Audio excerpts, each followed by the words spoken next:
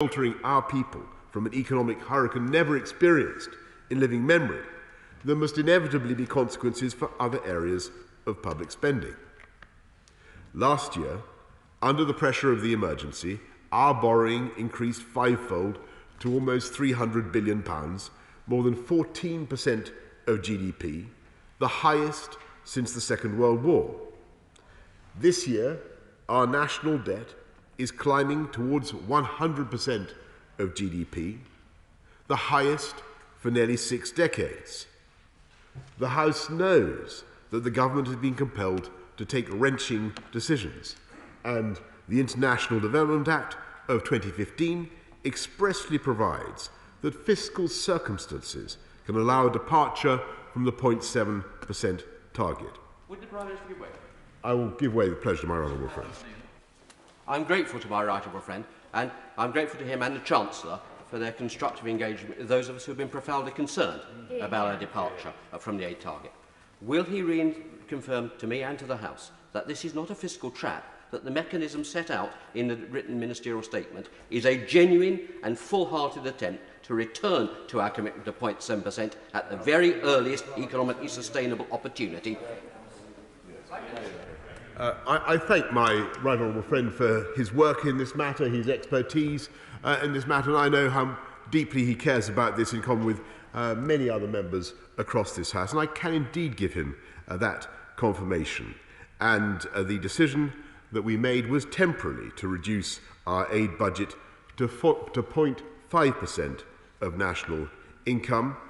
That was what Mr. Speaker, with great respect, I will, if the House will allow me, I will make as much progress as I can in this speech and then allow, I think, the 77 others who wish to contribute to have their say, so I won't take any more interventions. In the teeth of this crisis, amidst all the other calls on our resources, we can take pride that the UK will still invest at least £10 billion in aid this year, more as a share of our GDP than Canada, Japan, Italy and the United States. And it would be a travesty if honourable members were to give the impression that the UK is somehow retreating from the field of international development or lacking in global solidarity. As I speak, this country is playing a vital role in the biggest and fastest global vaccination programme in history. We helped to create COVAX, the coalition to vaccinate the developing world, and we have invested over £500 million in this crucial effort, which has so far distributed more than 100 million doses to 135 countries.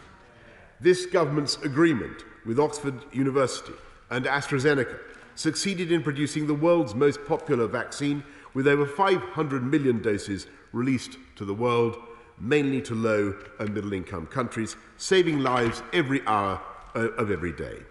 The UK's expertise and resources have been central to the global response to this emergency, discovering both a vaccine and the first life-saving treatment for COVID.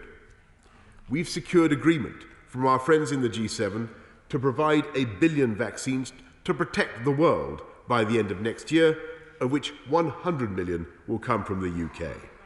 We are the third biggest sovereign donor to the World Health Organization and the top donor to Gavi, which vaccinates children against killer diseases.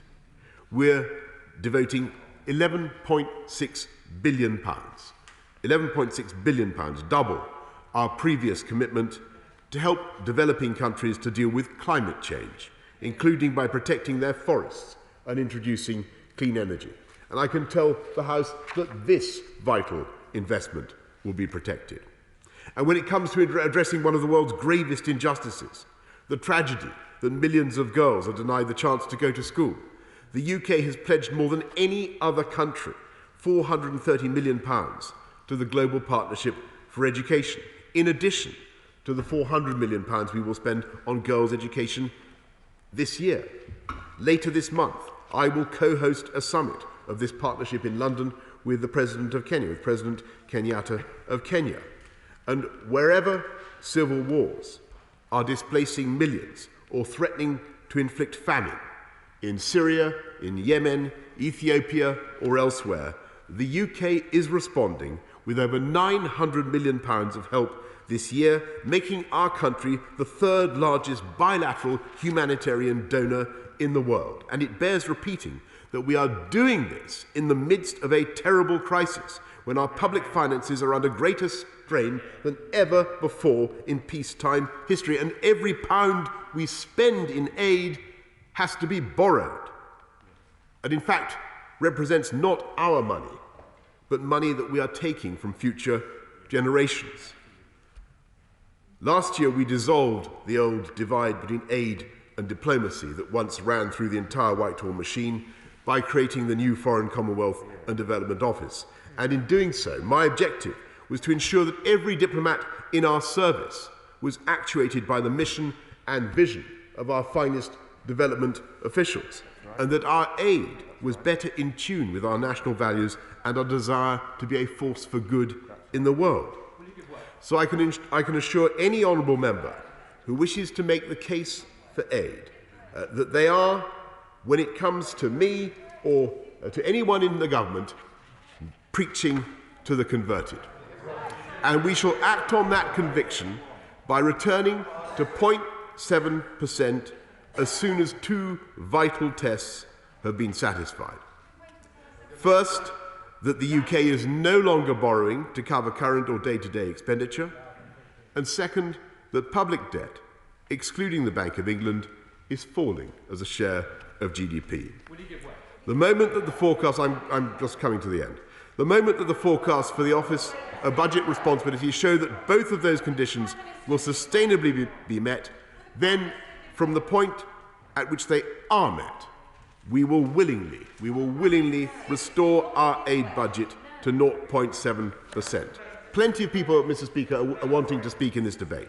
The government will, of course, review the situation every year and place a statement before this House in accordance with the International Development Act. But as we conduct that annual review, we will fervently wish to find that our conditions have been satisfied. This is one debate where the government and honourable members across the House share the same objective and the same, I'm sure the honourable lady will have plenty of time later on, and the same fundamental convictions. We all believe in the principle that aid can transform lives. And by voting for this motion, honourable members will provide certainty for our aid budget and an affordable path back to 0.7%, while also allowing for investment in other priorities, including the NHS, schools and the police. As soon as circumstances allow and the tests are met, we will return to the target that unites us, Mr. Speaker, and I beg to move this motion. The question is, this House has now considered the Treasury update on international aid. I now call the Leader of the Opposition, Keir Starmer. Thank you, Mr. Speaker. Can I start by thanking you and honourable members across the House for ensuring that this debate took place today, in particular the Right Honourable Member for Sutton Coldfield and the Right Honourable Member for Maidenhead. I think they're the lefty propagandists that the Prime Minister was talking about a couple of weeks ago, and I have to say that if the Prime Minister had confidence in the arguments he's making to this House, I rather think he would have given way to them a moment ago so these arguments can be tested. He doesn't have confidence in them, otherwise he would have done so. That is obvious already. But we do welcome the chance to debate this motion. The motion is broad, and if I may say so from this Prime Minister, typically slippery.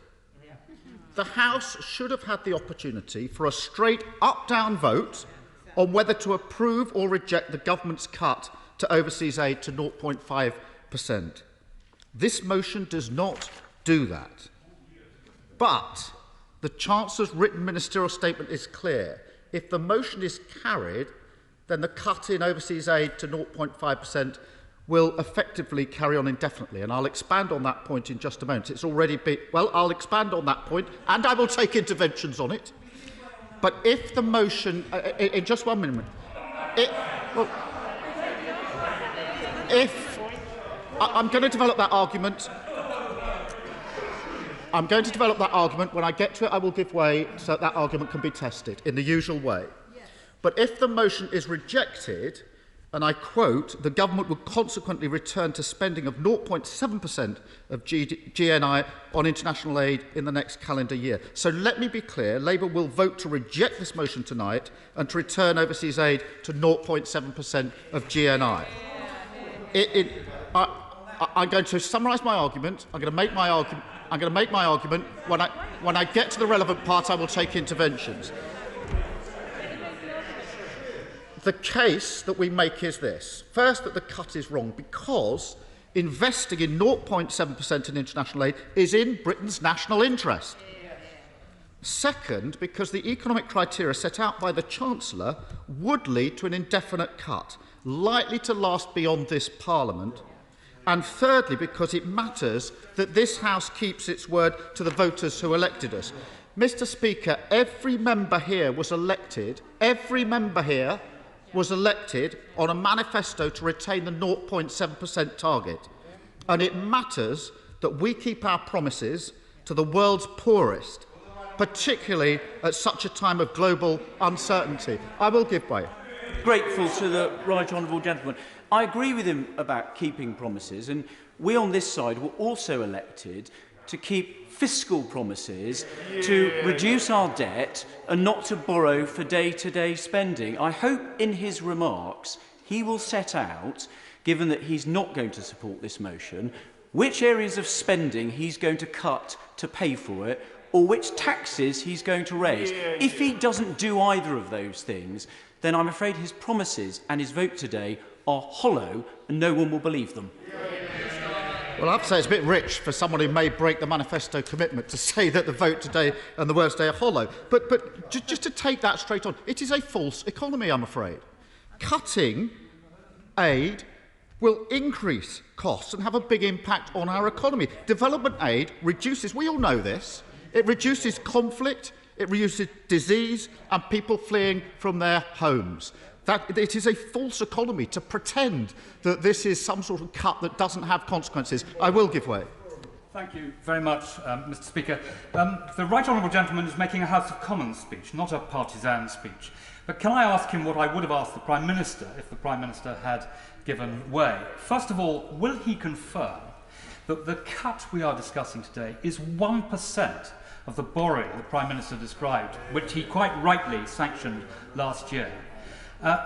Secondly, will he underline the fact that this was an all-party promise that was made at the general election by every single one of us, and we really should not break our promises to the poorest in this terrible way?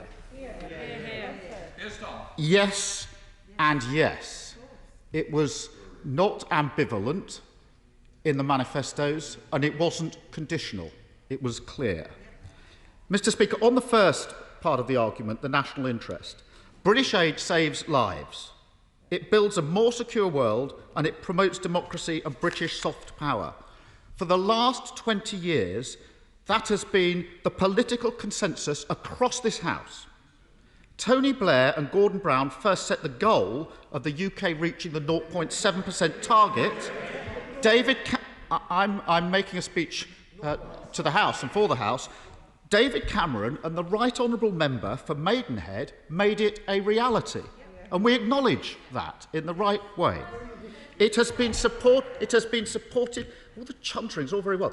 This has been a cross-party position for 20 years. Successive Prime Ministers have kept to the commitment. Every living Prime Minister thinks this is wrong. There's only one Prime Minister who's prepared to do this, and he's sitting there. I acknowledge what those opposite, the Prime Ministers sitting opposite the opposite party, did in relation to this. I'm openly acknowledging that it's been supported by all parties, and rightly so. As the 6th richest country in the world, Britain has a moral obligation to help the world's poorest. And our aid budget has done that with fantastic results. Providing education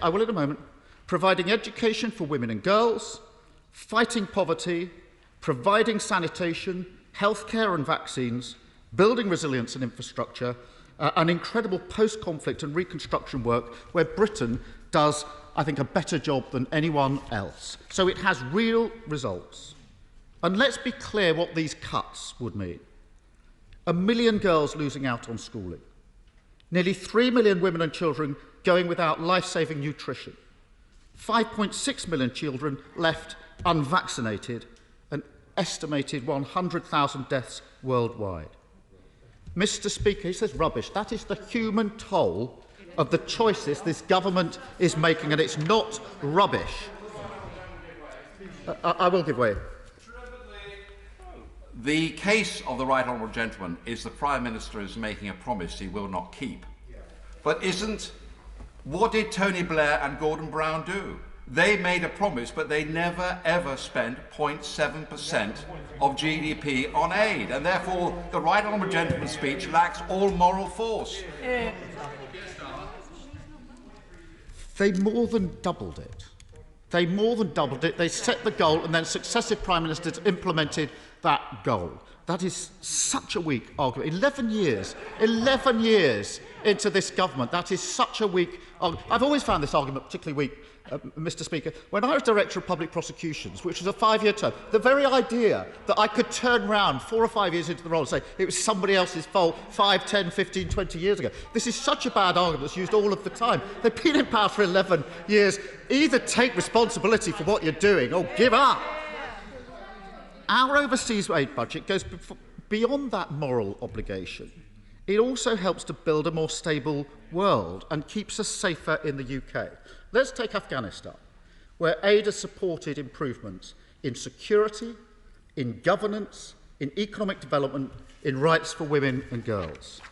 Yet despite all the challenges that that country now faces, and the security and terrorist threats that that poses to the UK, and we know about those, and the previous Prime Minister knows about those, UK aid to Afghanistan is being cut from 192.3 million to 38.2 million. That's Afghanistan. Prime Minister chunters, they're actually the government figures. In Yemen, the biggest humanitarian crisis in the world, the UK aid has been cut by nearly 60%.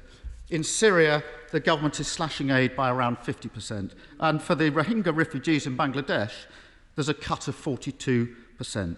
All of those decisions will create more refugees, more instability, and more people having to flee their homes. I will give way. I'm grateful to my right honourable friend for giving way. Is he aware of the words that General James Mattis, the former Defence Secretary of the United States, gave to the former President Trump when he, President Trump, proposed cutting overseas aid? General Mattis says, fine, cut it, but you'll have to give me, the Defence Secretary, more money to buy more bullets. I am aware of it, and that exposes the false economy argument in the Prime Minister's case.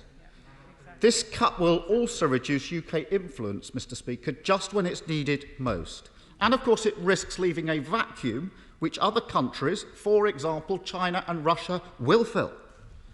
And at a time when Britain is hosting COP26 and of course hosted G7, we should be using every means at our disposal to create a fairer and safer world. But we are the only G7 country which is cutting our aid budget. The only G7 country. Mr. Speaker, that is not the vision of global Britain we want to see on these benches, and I don't think it's the vision of global Britain that many on the opposite benches want to see either. I will give way. I'm grateful to the Leader of the Opposition, and all of us in this House long to see our aid commitments re-established at 0.7% of national income. But nevertheless, he will appreciate that we continue to be one of the most generous donors to foreign aid. And can he explain, he's making a good point about 0.7%, can he explain why in all of the Labour years of government they averaged 0.36% of national income on overseas aid? Well, they doubled it, actually. Let me turn to my second point, which has already been debated. The economic argument behind the government's position. The economic argument behind the government's position, Chancellor. The Prime Minister and Chancellor say that these cuts are unavoidable because of the pandemic and the economic consequences that we now find ourselves in. But, Mr. Speaker, the whole point of the 0.7% target is that it is relative to the UK's economic success or challenges. It rises when we grow, it falls when we experience economic shock like the pandemic. Nobody in this House is arguing for overseas aid to be maintained at the pre-pandemic levels during the downturn in strict terms. We all recognise that a contracting economy means a relative contraction in our aid budget. But what the Chancellor and Prime Minister are asking the House to agree goes beyond that, to impose a new target of 0.5% and to create entirely new criteria for ever returning to 0.7. And in effect, Mr. Speaker, the Chancellor is today proposing a double lock against reverting to 0.7%. The written ministerial statement makes clear that Britain will only go back to 0.7% when public debt is falling as a percentage of GDP and there is a current budget surplus. Let me make this point, and the Prime Minister can intervene if he wants. On the former point, the OBR does not predict public debt falling as a percentage of GDP until 2024 or 25 at the earliest. Prime Minister, if you want to intervene, I'm ready. So that would mean it won't happen in any year in this Parliament. I'm clear about that. Anybody want to intervene? That's the OBR recommendation. I thank the Leader of the Opposition for allowing me to intervene on this. Perhaps he could help me in ascertaining when those targets would have been met in the last 20 years. Well, it's a very good point that I'm going to come on to, because certainly I think it's once in the 20 years. But there are 2 points here, and if the contrary argument, the Prime Minister can make it. But the OBR on point 1 does not predict a fall of debt as a percentage of GDP until 2024 to 2025. So anybody voting tonight, pretending to themselves that this is temporary and it's going to be changed in a year or two, is not looking at the facts. And if anybody wants to intervene and say the OBR's got it completely wrong, they've got better statistics, please do so, including yourself, Prime Minister. On the second point, the OBR does not forecast a current surplus for the entire forecast period, their entire forecast period.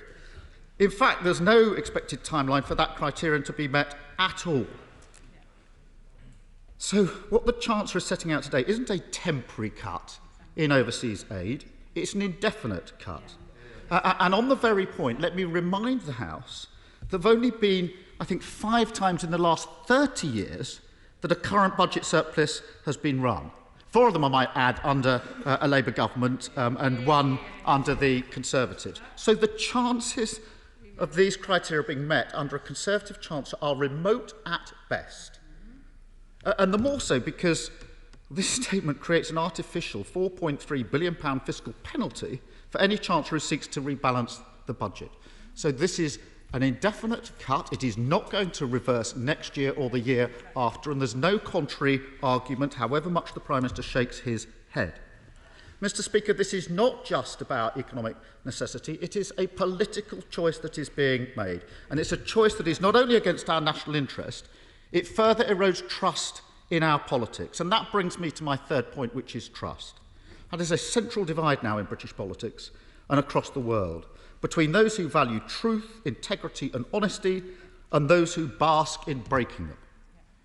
We were all elected on manifestos that commit to the 0.7% target. I'm proud to have stood on that commitment, and I know many honourable members across this House are as well. I will in just a moment. But let me quote the Conservative manifesto. We will proudly maintain our commitment to spend 0.7% of GNI on development. Page 53, Prime Minister. Don't shake your head. It's there in black and white. As members opposite said, that is not equivocal, it's not conditional, it was a clear promise to the voters. It should be honoured. And if it's not, Mr. Speaker, where does that leave us? There are already countless examples of the Prime Minister breaking his promises. No hard border in the Irish Sea. No cuts to armed forces.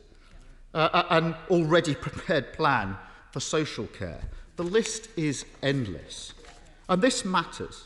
It matters to the British people that they can trust a Prime Minister to honour a clear commitment. That matters. It matters to our reputation around the globe that the word of the British government will hold in good times and bad. And today, Mr. Speaker, the House has the chance to stand up for a better kind of politics, for the national interest, to do what we know is right and to honour our commitments to the world's poorest. When this division is called this evening, Labour MPs will do so, others opposite I'm sure will do so, and I'd urge all members to do so. Thank you, Mr. Speaker. Can I just remind all members there is a 3-minute limit? Theresa May. Thank you. Thank you, Mr. Speaker, and thank you to you and the Government for enabling us to have this debate today. I stood on a manifesto to maintain international aid funding at 0.7% of GNI. Not just that, we said we will proudly maintain our commitment to spend 0.7% of GNI on development. Now, early last year, the pandemic hit. It had an immediate negative effect on the economy. Yet in September 2020, when that effect on the economy had been seen, when public spending was increasing, when the government was already borrowing hundreds of billions of pounds, the government confirmed, in its response to the 4th report of the International Development Select Committee, that it would honour that manifesto commitment, saying a commitment enshrined in law and one to which the new department, the FCDO, will honour its responsibilities. It went on to say that investing that 0.7% was at the heart of the vision of the government's integrated review for the UK as an active internationalist, problem-solving and burden-sharing nation.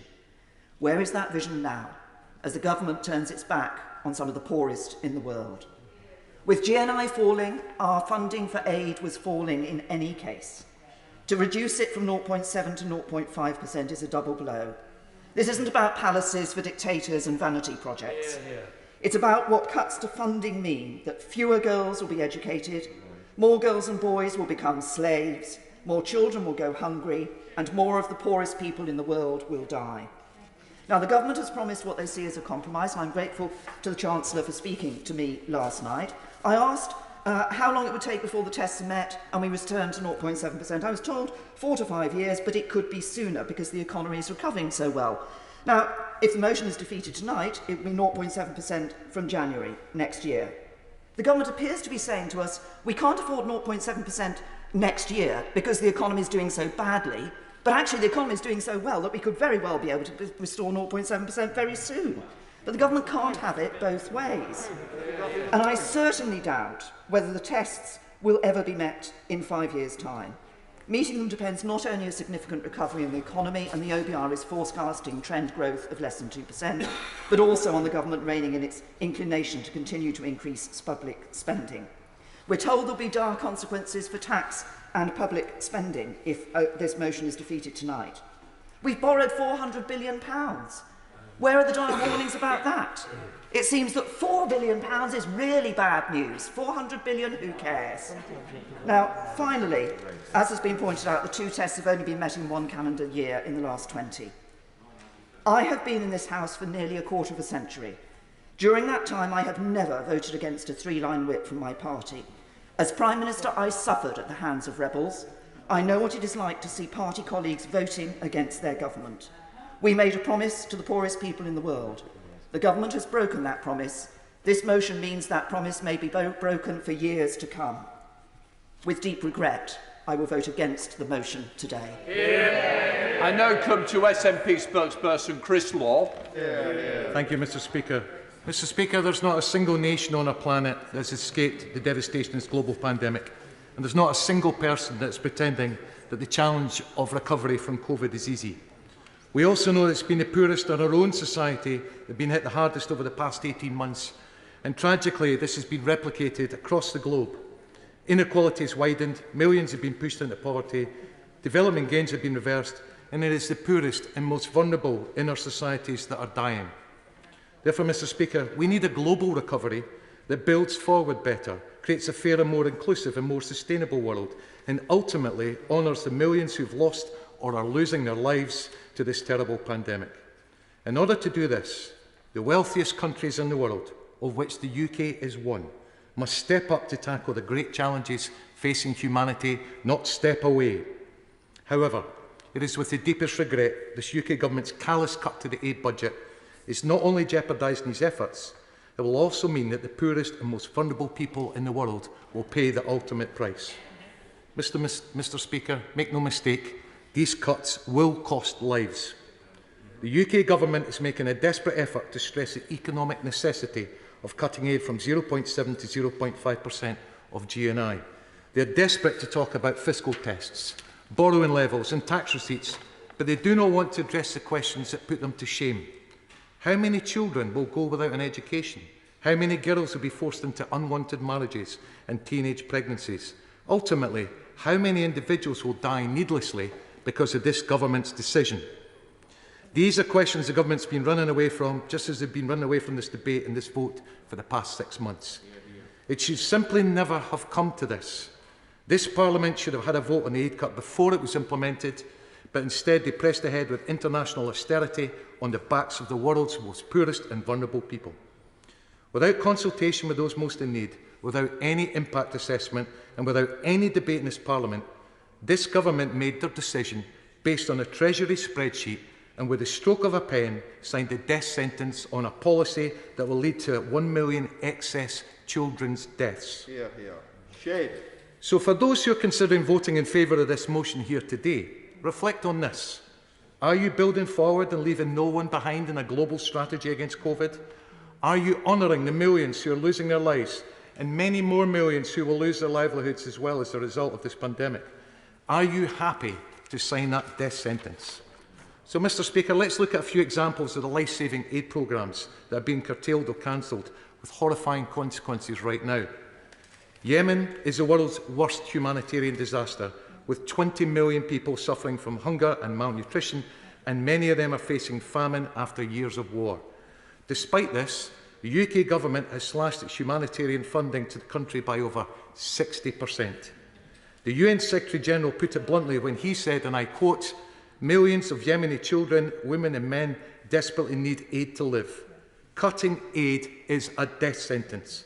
Given that 400,000 children under 5 might starve to death in Yemen alone this year, how on earth can this government defend itself?" I'm happy to give way. I'm grateful to the honourable gentleman, and he makes a very good point about Yemen, although it should be acknowledged that the amount of aid that the UK gave to Yemen was well in excess of what we'd budgeted for, and we've had a very generous record. But does he not agree that it's not only a question of emergency aid? If we are to find peace in that country, we will need to give aid for the reconstruction of that country to keep it out of civil war and famine again in the future. So it is entirely the wrong time not to be able to step up with that necessary money for a lasting peace. I thank the Honourable Member for his comments, and I agree with every point he makes. It's in our national security and in our national interest to be stepping up, not stepping away at this point. Secondly, the UK government's funding to the UN's Population Fund, which provides contraceptives and reproductive health supplies globally, has been cut by a staggering 85%. Yes, you heard that correctly, 85%. The UN stated that these cuts will be devastating for women and girls and their families across the world. The money that's been withheld by this government would have helped prevent 250,000 child and maternal deaths, preventing nearly 15 million unintended pregnancies, and prevent over 4 million unsafe abortions. And just to show how ridiculous these cuts are, Mr Speaker, tens of thousands of people are likely to die needlessly due to the fact that nearly 300 million doses of medicine for the treatment of neglected diseases in Africa are at risk of expiring because the Foreign Office has announced it's withdrawing almost entirely its allocated funding. So far, the UK government has not confirmed that expiring medicines will be distributed urgently rather than destroyed. What an utter folly, an absence of simple human decency. So for those voting in this motion today, tell this to your constituents, because these are the simple facts. Mr Speaker, there are just 3 examples that cover women's reproductive rights, disease prevention and urgent humanitarian assistance. These cuts are happening across the board with programmes to eradicate poverty, prevent conflict and even combating climate change in the year that we're hosting COP26 here in Glasgow, all suffering a similar fate. Each budget reduced, each project scaled back, each programme cancelled results in a loss of hard-fought progress, a loss of expertise and fundamentally, Mr Speaker, a loss of trust. This so-called temporary measure will inflict long-term damage and long-term pain and suffering, which is why this cut must be urgently reversed. Mr Speaker, the government is pretending that there's no other option than to cut from 0.7 to 0.5, but we know this not to be the case. In fact, it's blatantly not the case. It must have been a complete humiliation for the UK government when they were hosting the G7 summit in Cornwall last month, when it should have been a moment of pride in demonstrating our shared collective values. And this House may ask why. It is because every other G7 country has recognised the necessity of helping those in urgent need at this time of unprecedented volatility, has increased their aid spending. Sadly, because of these brutal... yes, happy to give it. Thank you, Mr. Speaker, and I'm grateful for the honourable member giving way. But would he also acknowledge that they may have raised it from a much lower level, and we shall still be the third highest in the G7? Indeed. I thank the honourable Speaker. I thank the honourable member for his comments. This isn't a question of pride that we're still giving very generously and we'll be the third most. We're also the sixth wealthiest nation. And given the fact we keep talking about a global Britain, we're actually shrinking Britain with these cuts. We're actually losing our soft power. You're going against national security. You're going against our collective national interest right across this House and with every party who is here today. Sadly, because of these brutal cuts by the UK government, the massive increase in spending, to come back to your point, from Germany was effectively cancelled out by the UK's reduction. And within these islands, I should also add, the Scottish Government has increased its international aid budget by 50%. This puts this House, frankly, at shame with this motion. It is simply a matter of political priorities, and this Chancellor and his Prime Minister have shown what their priorities lie. Let's not kid ourselves to think this has been spent on health, welfare and education at home, because it clearly isn't. The Chancellor chose to take money away from preventing famine and malnutrition, on conflict prevention and on protecting our planet and marginalised communities from the devastating effects of climate change. Instead, and I'm glad to see the Chancellor in his position today, he chose to spend the money on enhanced cyber weapons, AI-enabled drones, and the biggest folly of all, increased stockpiles of nuclear weapons, weapons of mass destruction, after he delivered a windfall for the defence budget, the very same month that the cut from 0.7 to 0.5% was announced. And if this is not an act of national shame, let's look at the icing on the cake. The Prime Minister, who's no longer in his seat, and he should be embarrassed when I read this, believes that spending upwards of £200 million on a shiny, brand new Royal Yacht Britannia 2.0 is more important than using life-saving aid to deliver a more just, peaceful and secure world. This is despite the fact the royal family's complete displeasure. And Mr. Speaker, how un-British could this be? Even every former living... Order. Normally, we don't bring in the royal family into discussions or debates. They're outside of our debates. I know, but these are the rules of the House. Chris Law. Thank you, Mr. Speaker, and I only raise it because it's on the record elsewhere. Thank you. Even every former living Prime Minister has opposed this cut and continues to do so. Mr. Speaker, the simple fact is, aid spending has always been in the Prime Minister's sights ever since he described it, and I quote, spending huge sums of British taxpayers' money as though we were some independent Scandinavian NGO and shoving money out the door. He's now chosen to go against a decades-long cross-party consensus, breaking his own manifesto promise, and that of all his Conservative colleagues, as he's dragged far right by UKIP and the Brexit Party, and implementing their promises to cut aid instead. Mr. Speaker, this will likely herald a new decade of austerity. Let's call it austerity 2.0. We all know what the first decade was like. There is nothing temporary about this motion. This isn't global Britain. This is a nasty, short, poor and brutish, and most of all, a very little Britain. Across this House, we all stood on a manifesto commitment to protect the 0.7% spend on international development.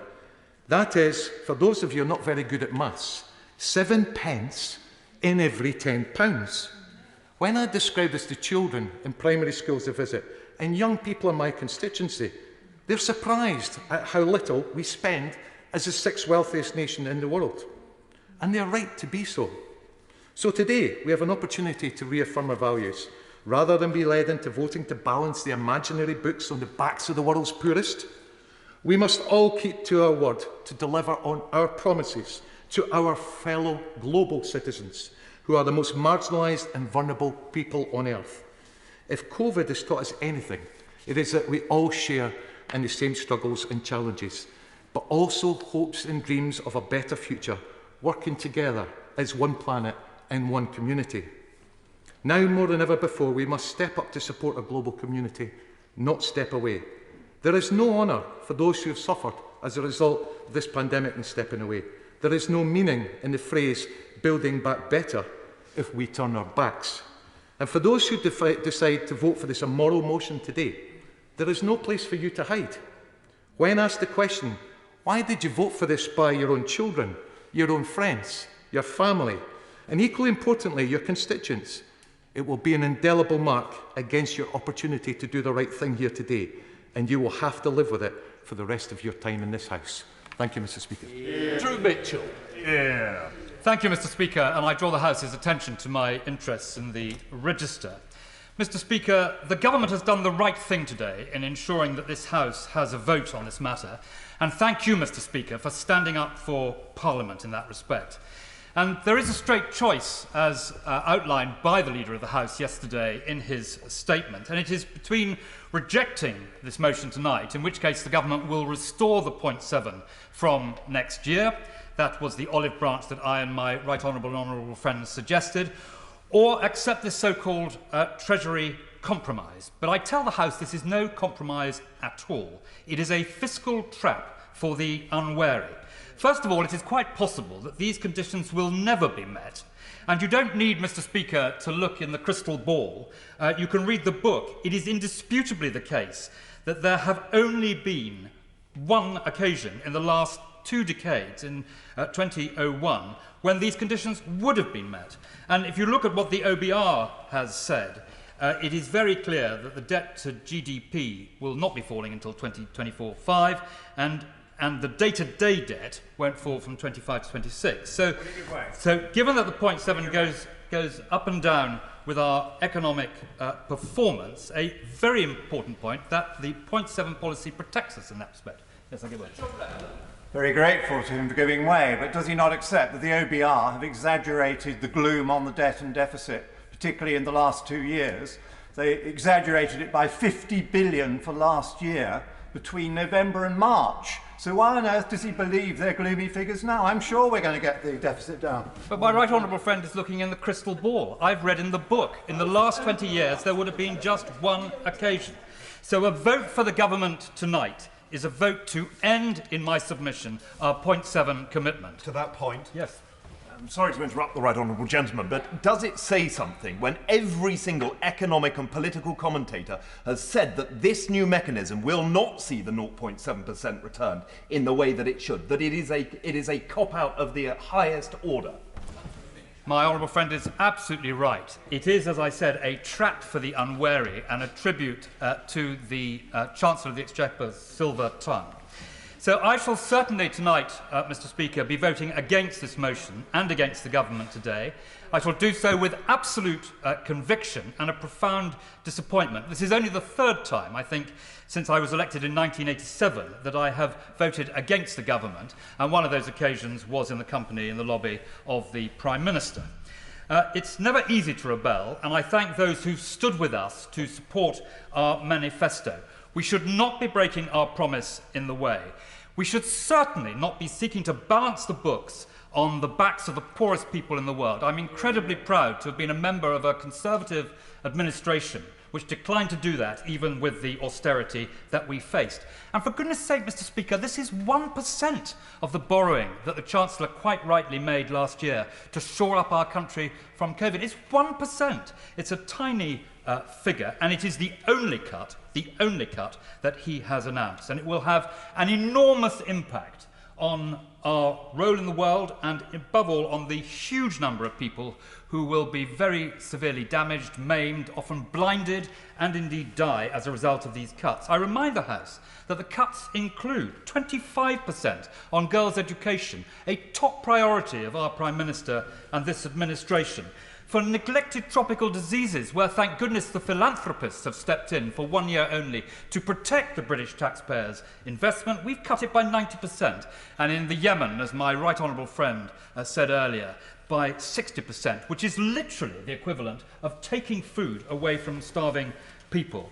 And this is what we are doing to the world's poorest. This is how we are trashing our international reputation. We are the only country in the G7 cutting in the middle of a pandemic. Everyone else is increasing. And this is a decision we do not need to make.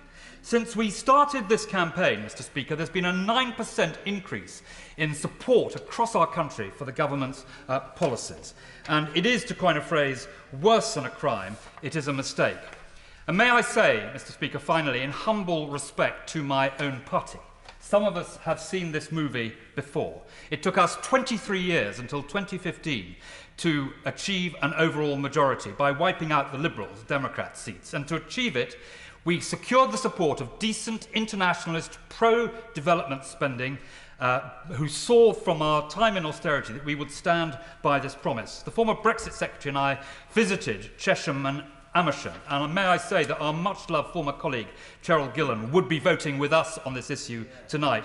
Anyone who thinks this is not affecting our party's reputation is living in cloud cuckoo land. In Chesham and Amersham, they have the biggest Christian aid group in the country. There is an unpleasant odour wafting out from under my party's front door. This is not who we are. This is not what global Britain is. And I urge my right honourable and honourable friends tonight to vote against this motion. We now go to the Chair of the Select Committee, Sarah Champion. Sarah. Thank you, Mr. Speaker. It doesn't show respect for the House to ask us to take such a significant decision with little notice, little explanation and no clarity about the consequences of today's vote. It doesn't show respect for communities in the poorest parts of the world when this government is willing to play games with their lives and livelihoods in this way. The government presents a motion as giving Parliament an opportunity to have a say on when and how the UK will return to spending 0.7 of GNI on aid. But today isn't really about the 0.7 target or the cuts or livelihoods that are already being affected by our reduced spending. It's about exerting pressure on government backbenchers who have been brave enough to call out what the government is doing. Basically, back this or you'll be blamed when taxes rise or spending falls. Things that will likely happen because of the pandemic anyway. Today is yet another example of this government's complete lack of regard for parliamentary scrutiny, and they have form. There is a pattern of this government withholding information until the last minute and then only making the most basic details available. Let's be clear, the government hasn't brought forward a substantive motion for this debate. The motion they have tabled is made in neutral terms, a device that was intended to allow the House to debate an issue without coming to a view. They claim this debate is binding. It is not our procedures that make it binding. It is their political choice. This is a knee-jerk reaction dreamt up between last Thursday and yesterday in the face of growing criticism of this government.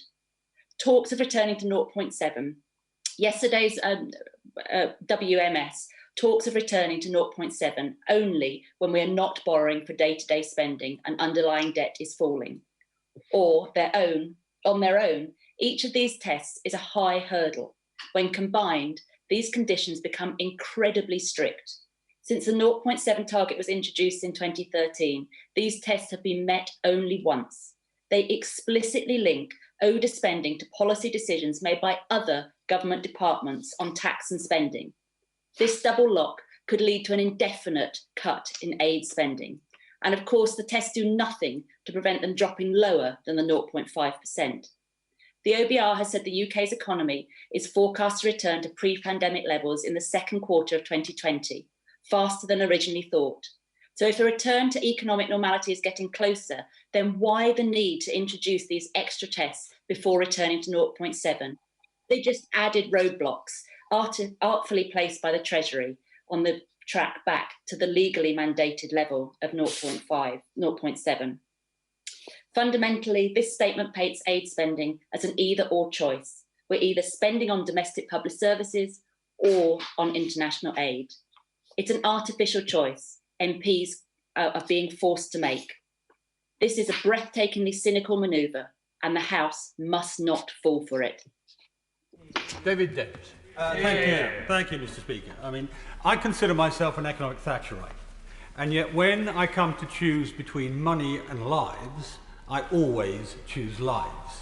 So this House should remember that what should be at the forefront of every member's mind today is this is a vote where we are choosing whether or not to intervene to save lives. That's the key issue, not the monetary issue, which I'll come back to in a second. The government argues that this is a policy the United Kingdom can't afford. But we should remember, I mean, we've heard about this being a small fraction of borrowing. There's even an even smaller fraction of our spending. We spend in a non-COVID year at least £800 billion. So the £3.5 billion of saving we're talking about is less than 0.5% of that. That is what the Treasury tells us is the critical, overwhelming measure that forces us to do something which has such dramatic consequences as we are talking of today. And if the Chancellor says, as his press spokesman did in the course of last week, well, you find the money from somewhere else, asking that question of a past Public Accounts Committee chairman is very dangerous for a Chancellor, out of 800 million. But as my honourable friend said, we were in Chesham and Amersham a week or two ago, and Cheryl Gillan would have said to the Chancellor, well, why don't you just cancel HS2? That's between 100 and 200 billion pounds. It would pay for 25 to 50 years of this shortfall. It's really that simple. So I don't really accept that what the Chancellor is saying, that this is the only place, indeed the best place for savings to be found, is cutting aid, which will cost lives. Such a choice is morally reprehensible. Let's be clear about it. Morally reprehensible. I'll give way to my microphone. My right honourable friend is making an incredibly good point, but has he also noticed that in the Chancellor's outstanding policy on spending announced last November, the cut he's referring to, this cut of 1% of the borrowing on COVID last year, is the only cut that has been announced, the only one? Yeah, well, my right honourable friend is right. I mean, that makes the priority of this cut even more morally representative. But indeed, as I think the spokesman of the SNP said, at the same time, we're actually increasing spending on defence. Now, I happen to agree with increasing spending on defence, but I don't agree with cutting spending on things that will lead to need for more defence, namely migration, civil wars, and the rest of it. Now, as has been pointed out by my right honourable friend, by the honourable lady who's just spoke from Rotherham, by the Leader of the Opposition, the government's proposed double lock on returning to 0.7% is deceptive. It's designed to look reasonable, but in fact none of the people who have spoken so far actually stated the full case, because although it's only been met once since 1990 under a Conservative government, and never been met really once just about under the government since the policy 0.7% policy was put in place, in fact it's never been met. It's actually never been met since 1970, because what the wording says is not a current budget surplus, but a sustainable current budget surplus. And all the current budget surplus we've been talking about so far have been 1 year. And frankly, the one under us in 2018 was 1 year for about 10 nanoseconds. It was a very, very tiny surplus. In practice, since the 1970s, we've not had a sustainable current surplus. So I'm afraid, under the actual wording in the statement, we're not looking at this for a very long time indeed. We've heard the Leader of the Opposition said years, possibly decades, possibly never, and I think he's right about that. Now, the proposal won't do anything, even if it were to be met, even if the condition was met, to deal with the crises that are caused by the policy already, right now.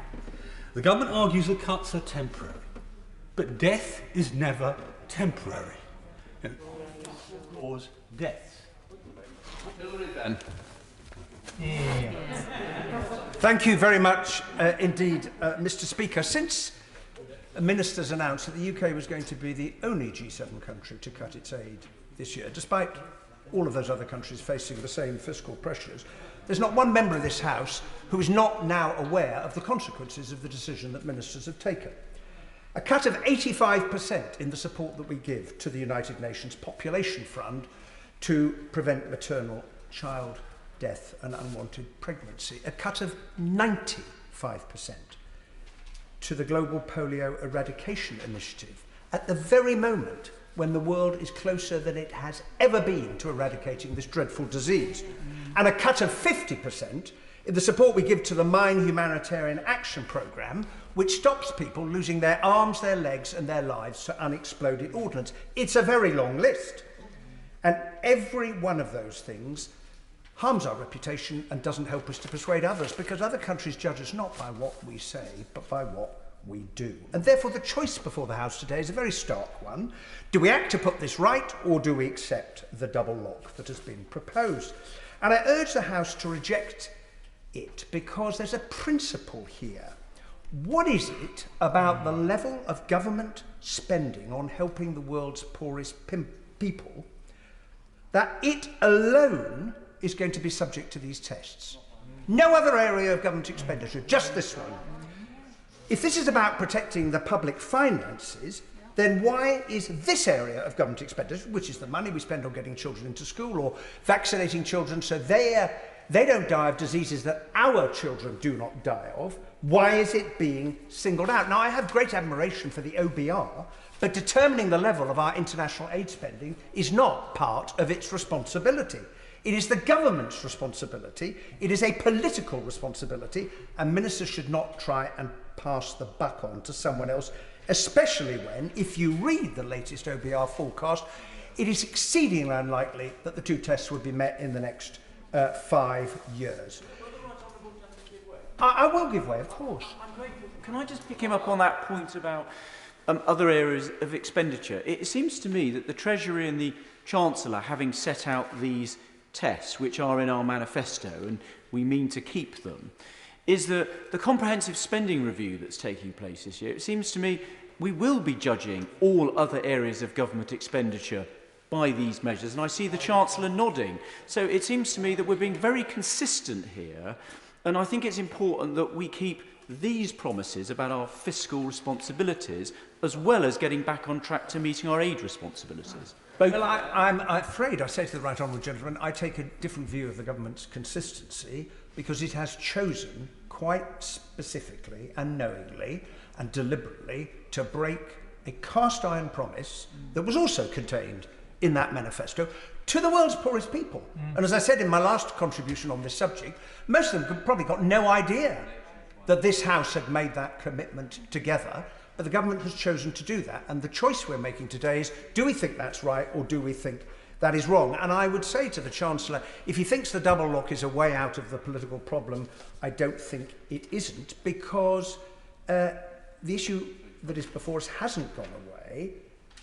It's just the same as it was the day the original cut was announced. And the question is this: is it right morally, practically, politically to break our word to the world's poorest people? That's the question that is before us. Well, I would argue that it isn't. It's wrong in principle. It is harmful in practice, as we've heard from the excellent speeches on the benches opposite. It is not, I think, who we are. It is not the country that we should aspire to be. And I ask the House to reject the motion so we can restore aid to 0.7% and keep the promise that we made to the people of this country and the people of the world. Paul Lindley. Thank you, Mr. Speaker.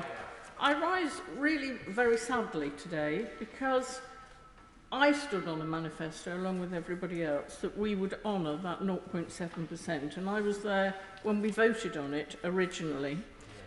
The people that we are trying to protect have already been hit because our economy went down during the beginning of the COVID pandemic.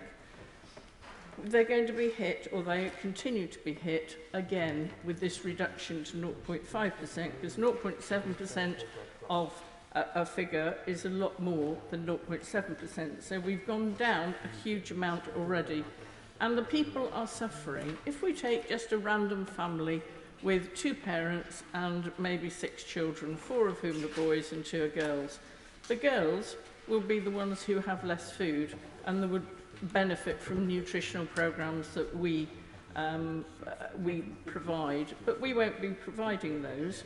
The girls would normally get that because the boys are usually prioritised in many families, and they would probably go to school. whereas the girls won't be able to go to school because they won't have the funding to be able to afford it. And the Prime Minister has stood so often on the promise that he will educate all girls with 12 years of quality education. Well, no matter how he protests, that is not going to happen now.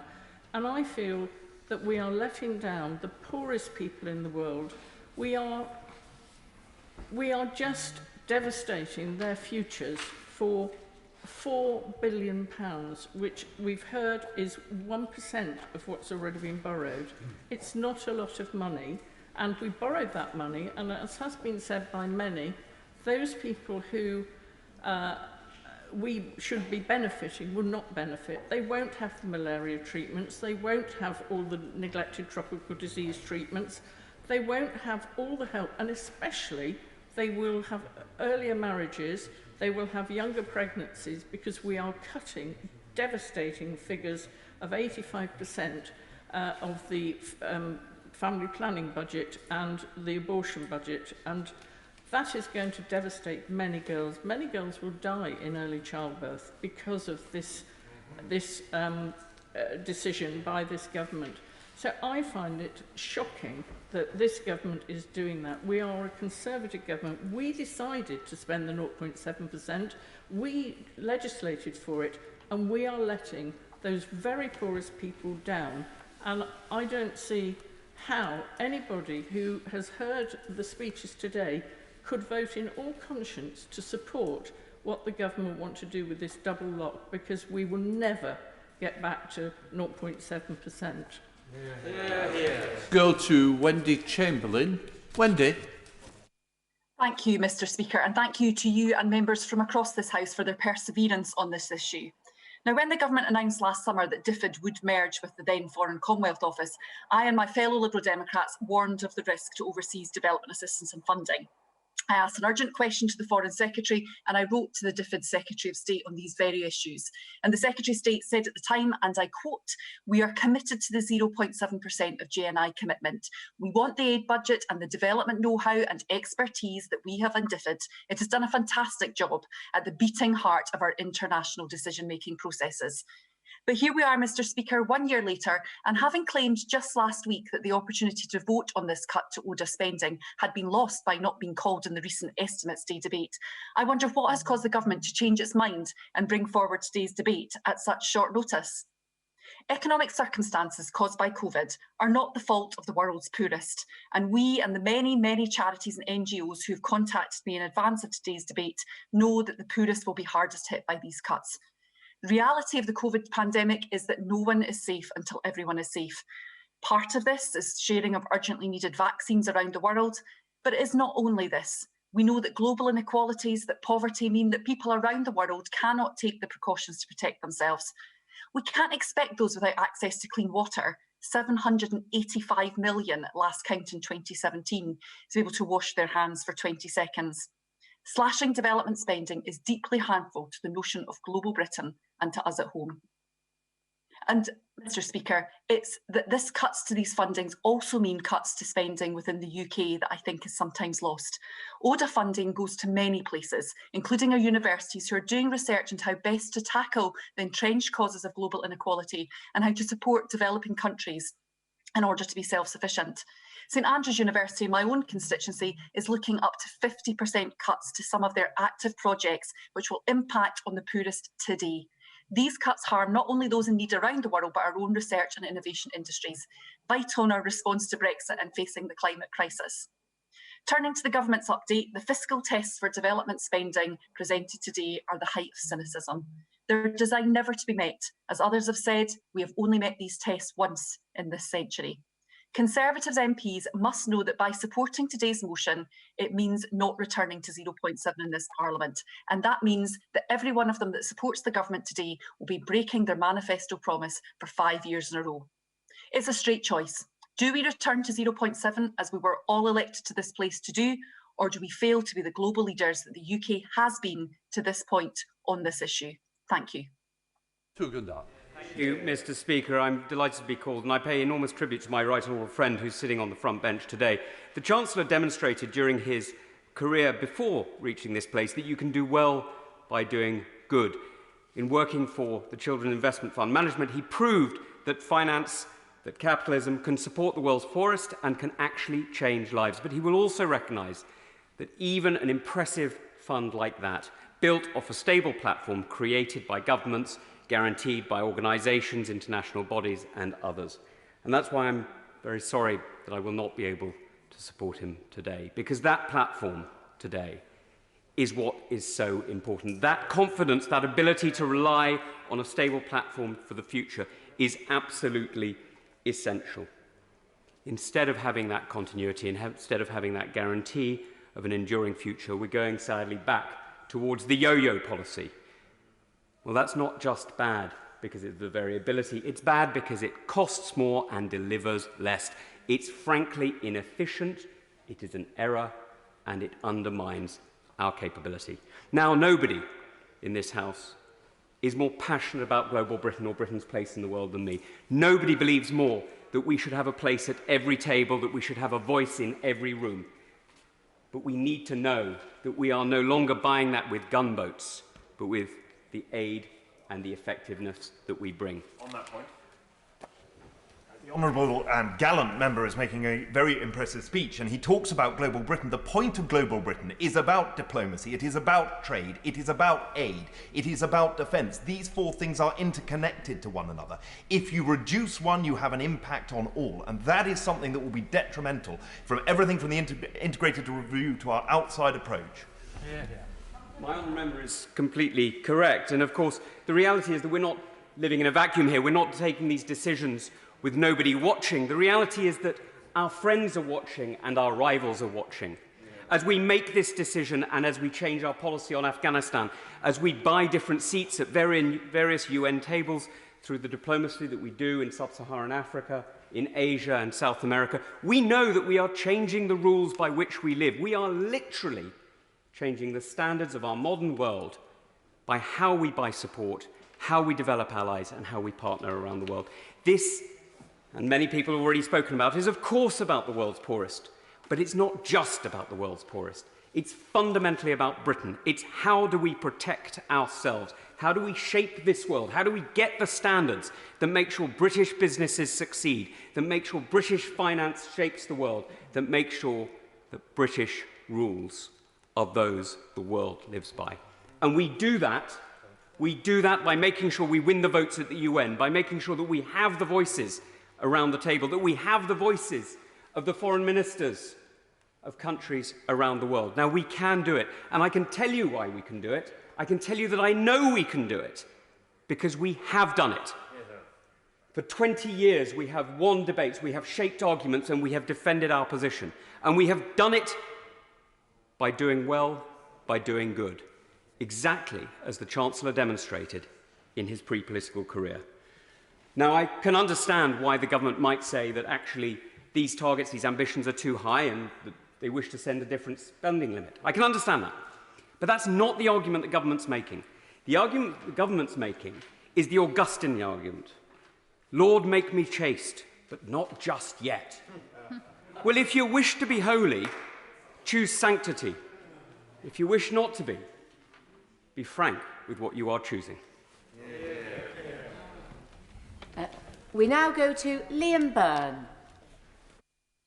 That was a great speech, Madam Deputy Speaker, and it's a pleasure to follow it. The House doesn't need a former Chief Secretary to the Treasury to lay out that today's motion is a con job, but I'm going to explain that anyway. The Red Book published in the last budget shows that public sector net debt is not falling until 2024 at the earliest. But there's no way that a Chancellor, or a Chief Secretary in fact, would ever make a judgment about whether it was falling sustainably on 1 year alone.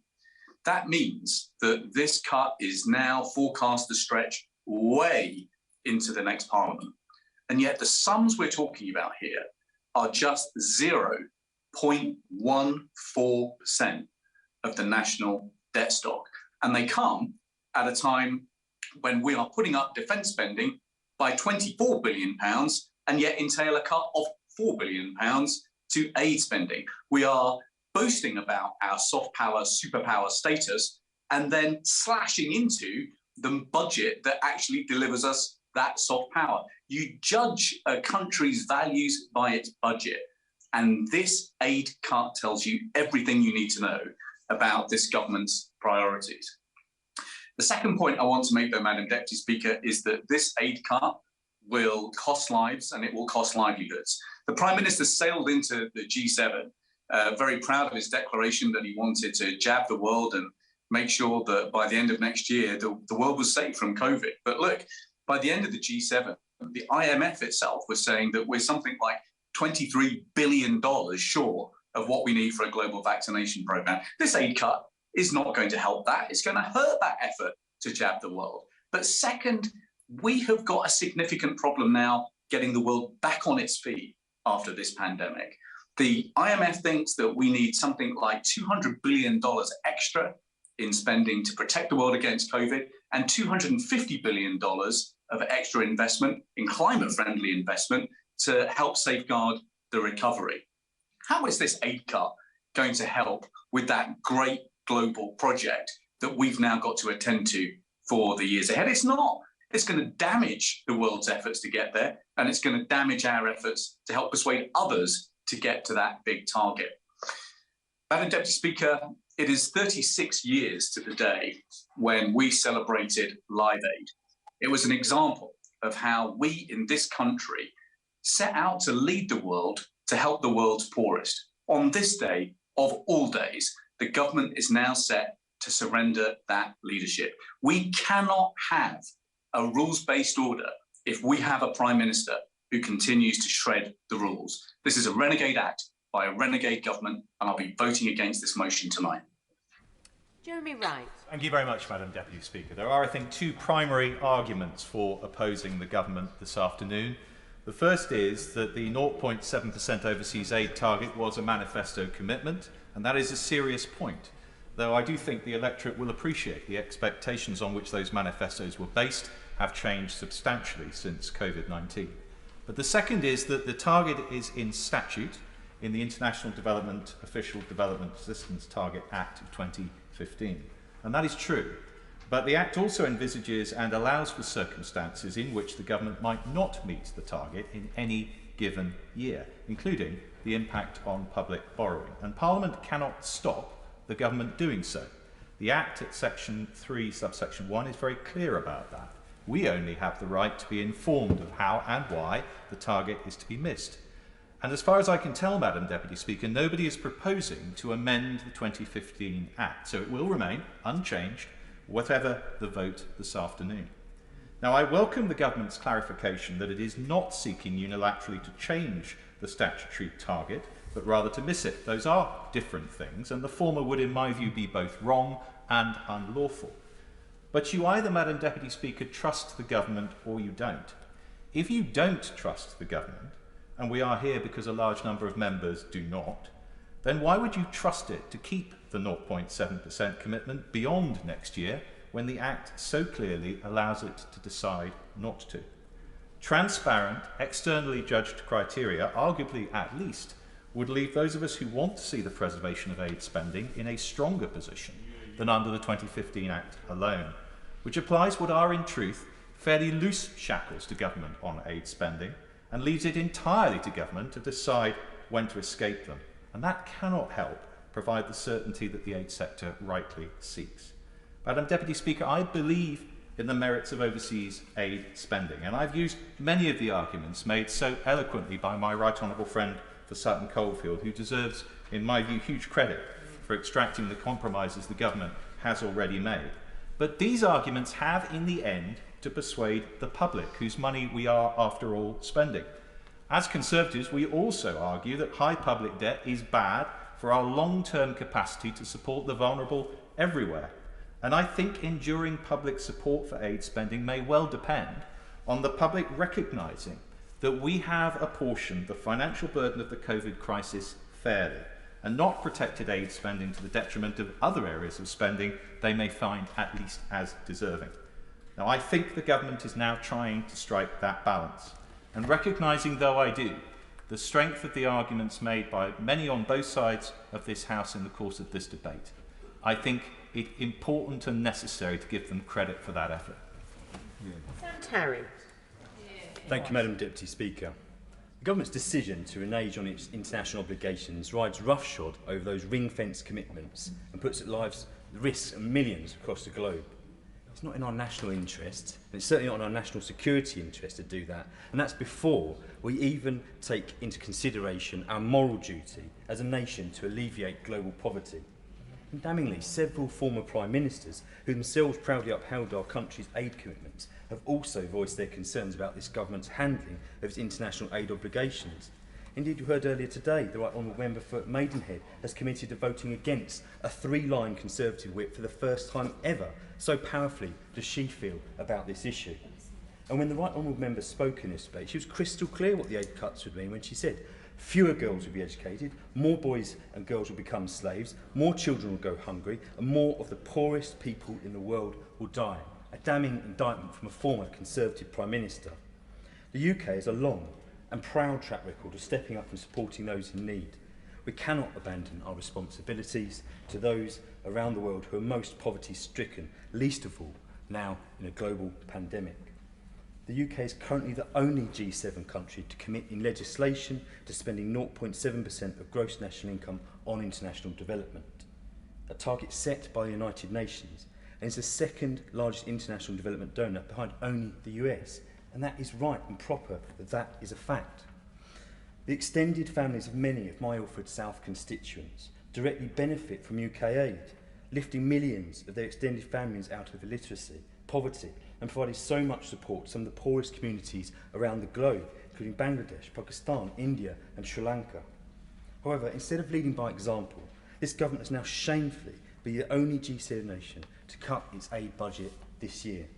There could be no clearer argument against cutting aid than the devastating impact of the COVID response. In April this year, the Delta variant was ravaging India. Vital coronavirus research centres, including Project Tracking Variants in India, had its funding reduced by up to 70%, leading its project lead to say the cut would not only make vitally important projects unviable, but in effect would kill it dead. Then in May, the Tropical Health and Education Trust criticised the UK government for slashing £48 million in global healthcare funding as part of its wider cuts. Indeed, those plans to donate 6 million items of PPE ordered by the British NHS to healthcare workers fighting new variants across the world were held up, yet again preventing a containment of the virus. We have a duty to act, Madam Deputy Speaker. We must do so now before it's too late for millions who rely on that direct aid. This is not about giving a man a fish to feed himself, but giving a net to provide for himself. It's about enabling, indeed, our historic obligation to lift up the global south using our nation's far greater resources. I welcome the actions of our colleagues on the opposite side of the House who will today vote with us in voting against this callous and awful manoeuvre by the government. Bim Afalami. Thank you, Madam Deputy Speaker. This is a very difficult debate today, Madam Deputy Speaker, because we all on both sides of the House know what good UK aid spending does. We are all proud of what we've been able to achieve with our aid spending. And it doesn't just help in and of itself, it also helps the British taxpayer, it helps British people, because by investing in areas like education and vaccination and supporting local economies, we stop some of those problems washing up to British shores, and we understand that. But this debate is really about, when you get underneath all of it, it's really about competing political necessities, competing political choices. On the one hand, we have a real need as a responsible government in fiscal terms, as we come out of the COVID pandemic, of which we already know how many hundreds of billions has been spent. There's a need to make sure that we get our day-to-day spending, our current spending back in balance. There's a need to make sure that our debt ends up falling as a percentage of GDP, because that public spending that is only necessary, which is only possible when those things are there, is what supports all of the vulnerable people in this country, all British taxpayers everywhere, as much as poorest people in the world with aid spending. But at the same time, there is also a need to make sure we help the poorest people in the world, and that is the balance that we are trying to strike here, and I believe the government has struck the right one. Now, there have been some members have talked about these tests that the government has set, and somehow have suggested that they've only been met once in the last 20 years. I've actually taken a look at this. Both tests have been met the year 2000 to 2001, 2001 to 2002, 2018 to 2019. And if I'm right, though the Chancellor may correct me if I'm wrong, the underlying debt in the years before the pandemic fell for, I think, 4 years in a row. So it is not true that somehow these are impossible tests. But even if you didn't believe me, Madam Deputy Speaker, the key part of this, and why I respect and accept this compromise position, is that these are transparent and clear criteria. Everybody knows what it is. We can judge it independently, and the OBR, as we all know and trust, is an organisation perfectly capable of doing that. And the last thing I'll say is, it's not just important how much money we spend.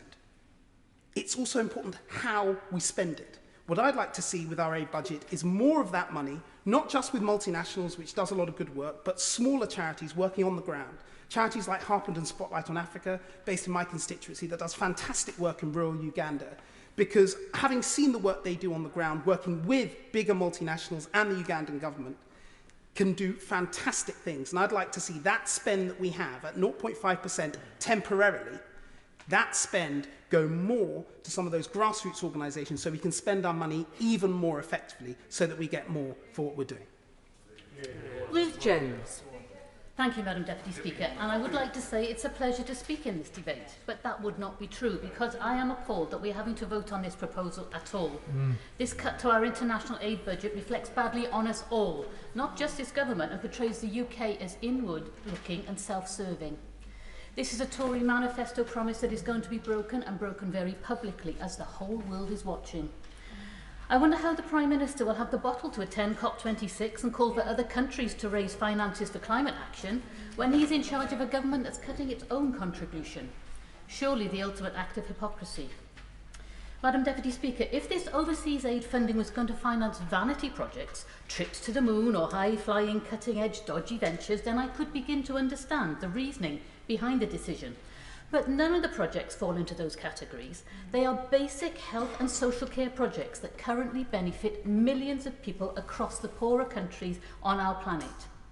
The money funds basic projects like polio eradication, sexual health advice, the clearing of landmines, education programmes, the provision of clean water and sanitation, the prevention of sexual exploitation of women and girls. The money funds training programmes like the NHS Overseas Training Scheme, which trained 78,000 healthcare workers in Nepal, Uganda, Ethiopia, Bangladesh and Myanmar. Many projects will now come to an end and affect lives in countries such as Afghanistan, Syria, Somaliland, Nigeria and so many more. So by cutting the funding to these numerous projects, this government is going to cause many unnecessary deaths. This is a scandal, and we need to highlight this callous approach taken today. And before members opposite say, oh, it's just Labour members whinging again, let's have a look at the people who are calling for a reversal of their cuts. Tory ministers such as Ruth Davidson, Baroness Sugg, who resigned from the government in November over these planned cuts, and Alok Sharma. There are other world leaders, my apologies. And there are other world leaders condemning the cuts, including Samantha Power, head of USAID. Malala, who calls on the Prime Minister, keep his promise of helping 40 million girls go to school, and the Archbishop of Canterbury, who describes the Chancellor's decision as shameful and wrong. Interestingly, every Prime Minister still alive is also opposed to the plan. These are big hitters and their condemnation is very clear. So I would urge the current Prime Minister and the Chancellor to think again, go back to the drawing board and plan a different route, one that doesn't disadvantage millions of peoples in the countries less affluent than our own. So this isn't fair and it isn't right. Madam Deputy Speaker, I want to be very clear. I will be voting against this government's plan to cut the overseas aid budget by £4 billion this year, and I would urge honourable members opposite to do the same, because the world is watching. Thank you. David Warburton. Thank you, Madam Deputy Speaker. I'm very pleased that the House has this opportunity both to debate and to determine this question. I've always defended our aid budget, and I do not think that we should search for economies at the expense of the most vulnerable globally and at the expense of our own reputation and influence globally. I don't need to rehearse the case for ODA spending. It's vaccination of 55 million people. It's saving of an incredible 10 million children from hunger. It's helping providing 50 million people with the means to climb out of poverty. And I don't need to describe the soft power benefits. Its influence for Britain culturally, diplomatically, politically, its symbolic significance, and its demonstration of leadership. I could not, therefore, support the reduction of the spending when its return to 0.7% was effectively at the whim or under the control of the government. No matter how strong the intent might be to raise it again, events are always likely to overtake and overcome good intentions. So I'm very grateful to my right honourable friend, the Chancellor, for the conversations that we've had in recent days. And given the uncertainty in the economy, I entirely understand his reluctance to offer a date for the restoration of the 0.7. But a set of conditions, it seemed to me, would provide a solution that would provide a pathway governed by objective circumstances, and ceding control of that mechanism to the OBR and basing it on conditions which were met as recently as 2018-19 and forecasted by the OBR in 2018-19 and 20 to be met in the following financial year. These conditions do provide that pathway back to both our manifesto commitment and our duty to the poorest in the world. The Treasury is effectively outsourcing its spending decisions to the OBR and to the state of the public finances, something which I don't believe has happened before. And this, I think, does provide us with the certainty that we need to know that the cut is temporary and our commitment for 0.7% will be upheld, and it ensures that our public finances are protected. And this not only provides us with a route back, but ensures that the current position is transitory. So I will be supporting this motion because the worth of a commitment is whether or not it's upheld in the face of challenges, and this allows us to meet our challenges and meet our commitments. We now go to Geraint Davis. Madam Deputy Speaker, there's no economic or moral justification for cutting overseas aid from the richest to the poorest at this most desperate time in the eye of the pandemic storm that spreads death, disease and hunger like a wildfire through developing nations. Imagine looking at your children starving in front of you, huddled in a tent in the blistering heat of Afghanistan, Yemen or Syria. Or as you think about the cars and the houses and the fridges and Netflix of people in the West. Or looking at your daughter who could help create a better world with an education who won't get one. Or your parents who've just died from COVID. This poverty, this ignorance, this disease can be helped by us by reinstating the aid budget. And as host of the G7 and COP26, we should be taking moral leadership. Let's be clear. We can afford those to help those in greatest need more, not less, because the cost of UK borrowing is down, not up since the pandemic. Why? Because the global interest rates are down, so our borrowing costs are down from 37 billion in 2019-20 to 23 billion in 2021. That's a £14 billion saving in spending on debt interest for the UK, but aid spending is still being cut by 4.4 billion. And the Prime Minister's just said every pound we spend in aid has to be borrowed. But we can afford more aid now because our borrowing costs, our costs on savings on debt interest are massively down. Now is the time to invest, to build back better in the developing world out of the pandemic, to invest in climate change adaptation with new green industries that will help all our environments. Now in a low interest world is the time to borrow and invest. $1 million cut in aid could instead be reinstated and service a debt of £100 million investment, but only the G7 can borrow at such low interest rates. Developing nations cannot. And so it's no use saying we can't afford it this year due to the pandemic. So maybe we'll reinstate money in future years. We can afford it this year. And now is when it's needed most. If savings were needed, and they're not, they should be made after the pandemic when the poorest are back on their feet, not in their darkest hour of need. And we know the politics of popular nationalism. We know 7.6 million people in the UK are now in hunger. So of course people are saying charity begins at home, but that hunger is unnecessary too. And we shouldn't give other G7 nations the excuse to cut their aid. We need more aid, not less. Britain is better than this. Let's make the world better. Let's reinstate our aid budget now. Thank you very much indeed, Madam Deputy Speaker. I'm glad to see the Chancellor in his place. I've got a couple of specific questions for him on science policy. But in the context of the debates in which we're taking place in today, I'm very proud of our leadership and our contribution to supporting people right across the world, and I voted enthusiastically for the Act of Parliament that brought in the 0.7 commitment into law, and pay tribute to my right honourable friend for his work in that. But he will know that in so doing, the Act of Parliament specifically anticipated circumstances in which temporarily the 0.7% target may not be made, including, and I quote from the Act, any substantial change in gross national income and fiscal circumstances, in particular the likely impact of the target on taxation and public spending and public borrowing. It's hard, Madam Deputy Speaker, not to consider that the circumstances that we are experiencing fall plumb into line with what the framers of the legislation and those who supported it had in mind. Of course, I'll give way to my right honourable friend. I'm most grateful to my right honourable friend. I was involved in the drafting of the Act, and I do not believe that that is what we intended with those clauses. But let me also say this to him. Has he noticed that the Governor of the Bank of England has said that the economy will have been restored to pre-COVID levels, I think, next month? Doesn't he think that's a very significant indicator of why we shouldn't be doing what the government would like us to do today? Well, I'm very grateful to my right honourable friend, and I quite agree that that is an encouraging assessment, not least for the prospects of our returning to the 0.7%.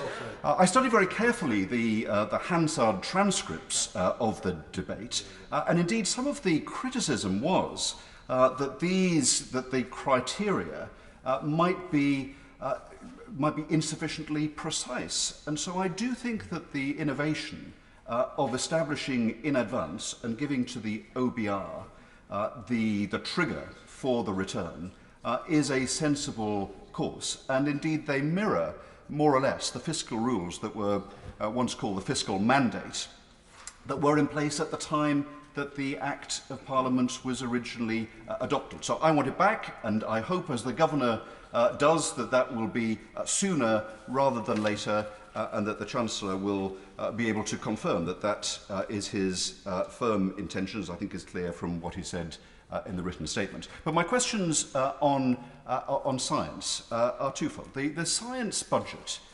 is very importantly increasing from around 9 billion a year in 2017 to 22 billion a year from 2024-5. And that includes, as it always has done, ODA, includes overseas development assistance. Will the Chancellor specifically reiterate the commitment to achieving that £22 billion by 2024-25? And secondly, will he reassure me that a report that I read, that the 0.5% limit on ODA could somehow prevent us engaging in international scientific research projects that we were perfectly willing to fund because they are excellent and are justified as part of that budget that is rising to £22 billion. Because we all know that science is inherently international. The best science is global, and the best teams are often international teams. And it would be a concern, a grave concern, if that 0.5% target would in any way be a cap on international collaboration. Knowing my right honourable friend, the Chancellor's commitment to science and technology, I can't believe that that is his intention. So his commitment to the 22 billion budget and his reassurance that this will not be a cap will be very important in establishing that the science aspects can continue, and that is in effect the removal of a ring fence rather than the limitation of international scientific research. Speaker, the Prime Minister told the House earlier that there was common ground in the House. I think he's right, but I suspect he's not standing on that common ground, listening to contributions from across the way. And I pay tribute to the right honourable gentleman from Sutton Coldfield for the courage that he and other fellow honourable men and right honourable members on the other side have shown in standing up for this issue consistently but also, I have to say, standing up for their manifesto along with the rest of us. And the government has a good story to tell on this issue, if it wanted to, on Gavi, for example, on their support for education for women and girls. And I do wonder why they don't want to tell this story to the country. I think because too many of them are ashamed of it, and because, as the Right Honourable Gentleman from Sutton Coldfield said before, they're playing to a gallery, but they're playing to the wrong gallery, and it is a dangerous game that they are playing. The proposals before the House today, they are myopic and they are mean-minded. Mean-minded because we see that this is a trick, it's a fiscal trap. We were promised a straight up and down vote, we weren't given one, instead we were given this little twisting mechanism.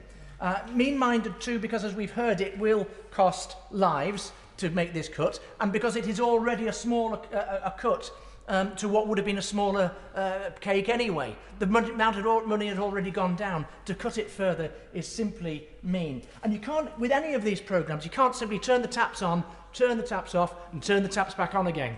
The damage that will be done to British overseas aid programmes will carry on much longer after we restore the 0.7%, if under this proposed mechanism we ever did restore it. It'll set programmes back, it'll set research and development back, including, incidentally, for my constituents. I have a constituent who works in water purification. I have a constituent who works in energy, localised energy matters. These cuts will have an effect overseas. Let's be clear, they'll have cut effects in this country as well, in terms of innovation and our ability to take technologies across the world. It will have effects in areas such as the polio eradication programme, where, as my right honourable friend from Leeds has said, we've got to cuts of 95%, will put that programme back.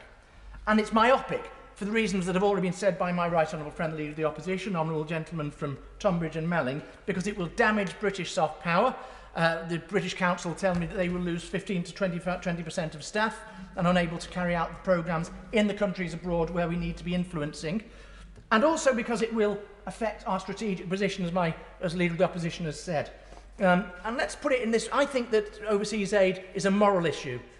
But if we can't look at it like that, let's be clear.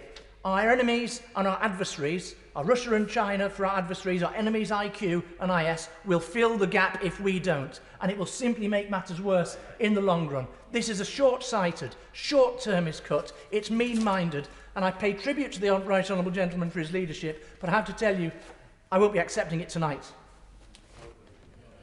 We now go to Saki Bharti. Thank you, Madam Deputy Speaker. I want to start by acknowledging the excellent speeches by a number of honourable members who've so passionately set out the case for overseas development assistance. In particular, my right honourable friend, the member for Sutton Coldfield, very eloquently and characteristically passionately has made the case for the ODA budget. And in normal times, I would be with him in this debate. However, today I support the government's decision. And I'm a big believer in the role of international aid and how it shows the world what we stand for as a nation. Through our role on the global stage is amplified by our magnanimity through international aid. And in a world with ever-increasing threats, our overseas development assistance budget represents a tool through which the United Kingdom can demonstrate its generosity, its moral strength, its friendship, and its nobility. When considering this, one can understand why it evokes so much passion from all sides of the House. Indeed, Madam Deputy Speaker, many of my constituents have spoken to me about the importance they place on the ODA budget. But time and time again, they have said to me, we know it's been a difficult time. We know we must manage the economy. We know we must pay the bills. And as my right honourable friend, the Chancellor, has already laid out, we cannot ignore the state our economy is in after the worst crisis since the last two world wars. To have borrowed over £300 billion, the equivalent of 14.3% of our GDP, well, Madam Deputy Speaker, it's clear that difficult decisions have to be made. And in this context, I do understand why the government has had to make this temporary cut. But in my view, it must be temporary. And with the clarity offered by the Treasury, I believe it will be. Of course, we must repair our economy. This is not a controversial thing. It is simply what is expected of us by the British people. We also continue to spend almost £10 billion as part of the overseas development assistance budget if this cut is to go through. But the British people also expect strong public services and efficiency from government. And so difficult decisions are inevitable and they obviously have to be made. And we also continue to demonstrate our soft power through other means. The distribution of the vaccine is an excellent example of this. Due to the government's investment, there were 500 million doses available to 168 countries, all distributed at no profit. By the end of the year, we will have distributed 3 billion doses. British ingenuity and British generosity. Finally, in a world of finite resources and increasing strains on our economy, we must make sure that our ODA budget is being deployed effectively and projects should be subject to the highest levels of scrutiny. In other words, it should not just be important how much we spend, but how we spend that money. Outcomes matter. The effectiveness of the budget should not be measured purely in monetary terms, but against robust targets, which are set to achieve our objectives and ultimately make the world a better place. 22 has withdrawn, so we go to Alicia Cairns. Thank you, Madam Deputy Speaker. I'm enormously proud of our record on supporting the most vulnerable and using aid to make our people and those around the world safer. But we have suffered the biggest recession in 300 years, and that's not a situation that we could have predicted when I fought the election on our manifesto promises. And yet the International Development Act 2015 explicitly anticipated this sort of crisis where a departure from targets is necessary. Now, if you'd asked me during the election whether I would have reconsidered this commitment to 0.7%, I would have said yes, but only in the very darkest of times. And if the last year or so has not been the darkest of times, then what is? Since my election, we've had to make an enormously large amount of difficult choices. And those difficult choices and dark times, in Rutland and Melton, they look like the government having to support 17,900 jobs through furlough, 4,500 individuals, underwrite nearly £123 million in loans. That's almost half of all jobs, employee jobs in Rutland and Melton that we had to save.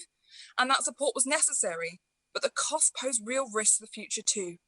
Now, even with the reduction in UK aid, we remain the second largest donor in the G7. The taxes of residents of Rutland and Melton will continue to go towards saving lives, disaster relief, peacekeeping and climate. And we should be proud of that. And I hope the reorganisation of the FCDO can augment our capacity to respond to crises outside of the ODA budget through the new conflict centre. But today in the Chamber, honourable members have criticised the government, arguing that other G7 countries are not temporarily reducing their ODA budget. But in 2020, we were one of only 2 G7 countries to meet that target, and the only one to do it since 2013 every year. Perhaps it's because those countries have not met their commitments in normal times, but they do not now need to make a temporary reduction. Indeed, they had no plans in the first place to meet the 0.7% they promised. With this temporary reduction, we will still exceed the funding provided by every country bar one. We will remain one of the most generous countries in the world. This is a temporary measure. It is one that recognises the fiscal duty we have to our children. It recognises that we will still stand by those most in need. And the government has defined the fiscal circumstances under which we will return to 0.7%. This does not diminish us as a country. And whilst this is a difficult decision, it is the right one for now because we have faced the darkest of times. Thank you, Madam Deputy Speaker. Smith. Thank you, Madam Deputy Speaker. The SNP opposes these cuts, as my good friend from Dundee West eloquently outlined. We are committed to our 0.7% manifesto commitment. 98.2% of the votes cast in the Stirling election in 2019 went to parties committed to the 0.7%. I am representing my party and my constituency in taking the stance that we have. Now, we would pay tribute and warmly praise a number of the members on the government benches. We've really seen some refreshing blasts of integrity throughout this discussion. And this is too important for Punch and Judy politics. Now, there's 3 points I'd make because this has been a well-trodden path by this point in the debate. Firstly, 0.7% for the government is a manifesto commitment that was made barely 18 months ago. Yes, point 2, COVID has changed everything. It has, of course. It's changed everything for everybody else as well. And to use COVID as a pretext for this cut when the developing world is also dealing with COVID and the effects of the economic impact is reprehensible to my mind. The cut is, thirdly, out of step with the rest of the world. The UK is the outlier in this. Other countries are increasing their aid spending, not decreasing it. Now, the UK remains, as we've heard, a significant donor of international aid. I applaud that, I welcome that, I acknowledge that. But this is a broken promise to the poorest people in the world at the worst possible time. And as I say, it flies in the face of the global consensus. Canada is increasing their spend by 28%, where the UK is decreasing it by 25%. France increasing theirs by 36%, Italy by 13%, the US by 39.4%, Germany by 6%. It is the UK that is out of step. Now, Global Britain is clearly not the SNP's project, but we are engaged in this because we don't want to see the poorest in the world let down, and we want to try and rectify a mistake to see Scottish taxes, or more realistically Scottish debt, go to effective purposes rather than where this government might take it. We are entirely unconvinced by the government's compromise proposal. We think to present this as an arithmetic formula is to misrepresent this issue entirely. It's been acknowledged throughout this debate, and estimates, of course, on numbers can be arguable, but only once in the last 20 years have the criteria foreseen within the government's mechanism been met. We fear this is a formula to entrench the cuts, not to bring them back. Now, the books do need to be balanced, of course they do, and I feel for the government in that task. But the difference we're talking about between 0.5 and 0.7 is barely 1% of the global sum. So for the government that has spent money on increasing defence spend, increasing nuclear capacity, blowing £1.3 billion on a needless stamp duty freeze, and yet worse, is talking about a royal yacht, I think the priorities are wrong, and I do hope a significant number of the members opposite will join the coalition to put this right. Thank you. Thank you, Madam Deputy Speaker. It's a pleasure to follow the member for Stirling. I've been speaking to my constituents in Derbyshire Dales about this. They are, by and large, a very generous and kindly-spirited people. I've listened carefully to their views today. Following those discussions, I will be voting for today's motion, as it will provide certainty and a path for international spending, clearly outlining that path back to our 0.7 manifesto commitment, while delivering responsible public finances and allowing us to maintain our high level of spending on other priorities at home, such as the NHS, schools and the police. It is also delivering our manifesto promises for responsible public finances. At 0.5%, the UK is spending over £10 billion in overseas aid this year. This is a phenomenal amount of money. We are one of the most generous and kindest and biggest spenders in the world. Let's not forget that. And I would like to remind those who wish to unfairly characterise this Conservative government as somehow being mean or uncaring on overseas aid, that Conservative governments have consistently spent more on international aid than Labour. Between 1997 and 2009, under Labour governments, the average spend on overseas aid was just 0.36%. So the opposition are hardly in a position to lecture this government on overseas spending.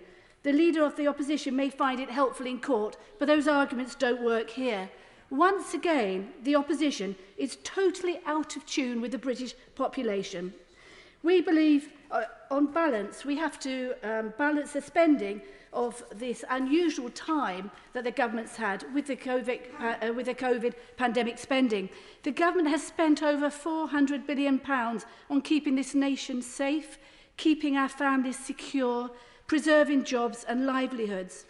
This has given the people of my constituency in Derbyshire Dales a way forward in very frightening and worrying times. On behalf of the people of Derbyshire Dales, I do thank the government for this support, and it is kind and it is not mean. We must not forget that every pound we spend in international aid is borrowed. My adult sons remind me of this regularly. This money is borrowed from our future generations. As a mother of 4 adult children and representing many, many families in Derbyshire Dales, I feel I have a duty to restore and help restore the public finances to some sort of responsible level. It's for these reasons I have no hesitation in supporting this sound motion today. Yeah. We now go to Stephen Timms. Thank you, Madam Deputy Speaker. We've had a 20-year cross-party consensus on aid that we should meet the 0.7% of GNI, the UN target. I very much regret that that consensus has been lost. Of course, when GDP goes down, our aid budget will go down. But the pandemic is no justification for reducing the proportion of national income committed to international aid. In a fine speech, the Right Honourable Member for Sutton Coldfield referred to the strength of Christian aid in Chesham and Amersham. As a Treasury Minister in the late 90s, I saw the churches play the key role in securing that cross-party consensus. They were the instigators of Jubilee 2000, ahead of the millennium, and the key supporters of Make Poverty History afterwards. And those campaigns led on to the historic 2005 Gleneagles deal, writing off $40 billion worth of debts owed by 18 highly indebted poor countries. The idea of cancelling unpayable debts inspired people and drew people together. Rooted in teaching in the Bible, it had a dramatic impact on government policy and on the lives of millions. Last month, I joined a number of MPs on a virtual trip to Togo, organised by the Christian charity Compassion UK. We visited their UK aid-funded child survival project. The situation in Togo is desperate. Under 5 mortality is among the worst in the world. 1 in 25 babies don't reach the age of 1. Women have a 1 in 58 chance of dying in pregnancy or childbirth. Compassion's work, supported by UK aid, is starting to change things. In the first year, the project reached over 4,000 people in extreme poverty. The number of full-term healthy babies delivered was 24% above target. UK development aid helps save lives amongst the world's poorest people. We met somebody called Amma. She registered in the programme when she was 7 months pregnant. She was struggling to feed her existing children. When she reached full term, her husband left suddenly. She also had malaria. Her baby and her own life were at risk. The Child Survival Project provided food and hygiene support. Her expenses were paid. She gave birth to a son, and she's since been able to set up a business of her own. Even a small amount of aid saves lives. The cuts to UK aid put thousands of projects like those run by Compassion UK in Togo at risk. I really hope Parliament will reject this motion. Thank you very much, Madam Deputy Speaker. I'm very grateful to be called in this debate this afternoon. I recognise that the Chancellor of the Exchequer has probably the most difficult job of anybody in the government, perhaps in the whole country, bar none. He's the only person employed to say no and make difficult choices about all of the different spending demands that all of us present at the door of the Treasury. But nevertheless, Madam Deputy Speaker, I do share the concerns and the fears of those colleagues who this afternoon have expressed doubt and concern that the cuts that we are debating will become permanent, and that I also share the fear that 0.5% spending becomes the default setting for our overseas aid spending, and the cuts become locked in. They become permanent, a permanent withdrawal, a permanent stepping back of the level of commitment that Britain has given overseas amongst the poorest countries on earth. And the reason that I share these fears is for some of the reasons that have already been outlined this afternoon, but also, Madam Deputy Speaker, because I think we're in danger of overlooking just how enormous was the effort that got us to the point where we as a House, as the House of Commons, were united on making that commitment to 0.7. And the member for East Ham has just reminded us of it then. I was perhaps one of the few members here this afternoon who was in the House in 2005, and I recall the enormous lobbying efforts that were being made, not just by the churches, but by trade unions, women's institutes, groups in all of our constituencies. There was demand for this.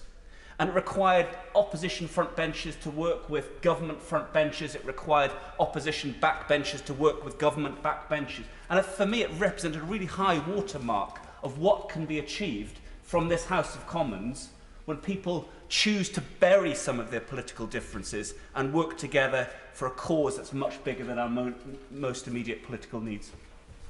Thank my right honourable very much for giving way. He's making a wonderful speech. Does he remember, he referred to his longevity in the House, does he remember with me Make Poverty History and the way it galvanised national opinion?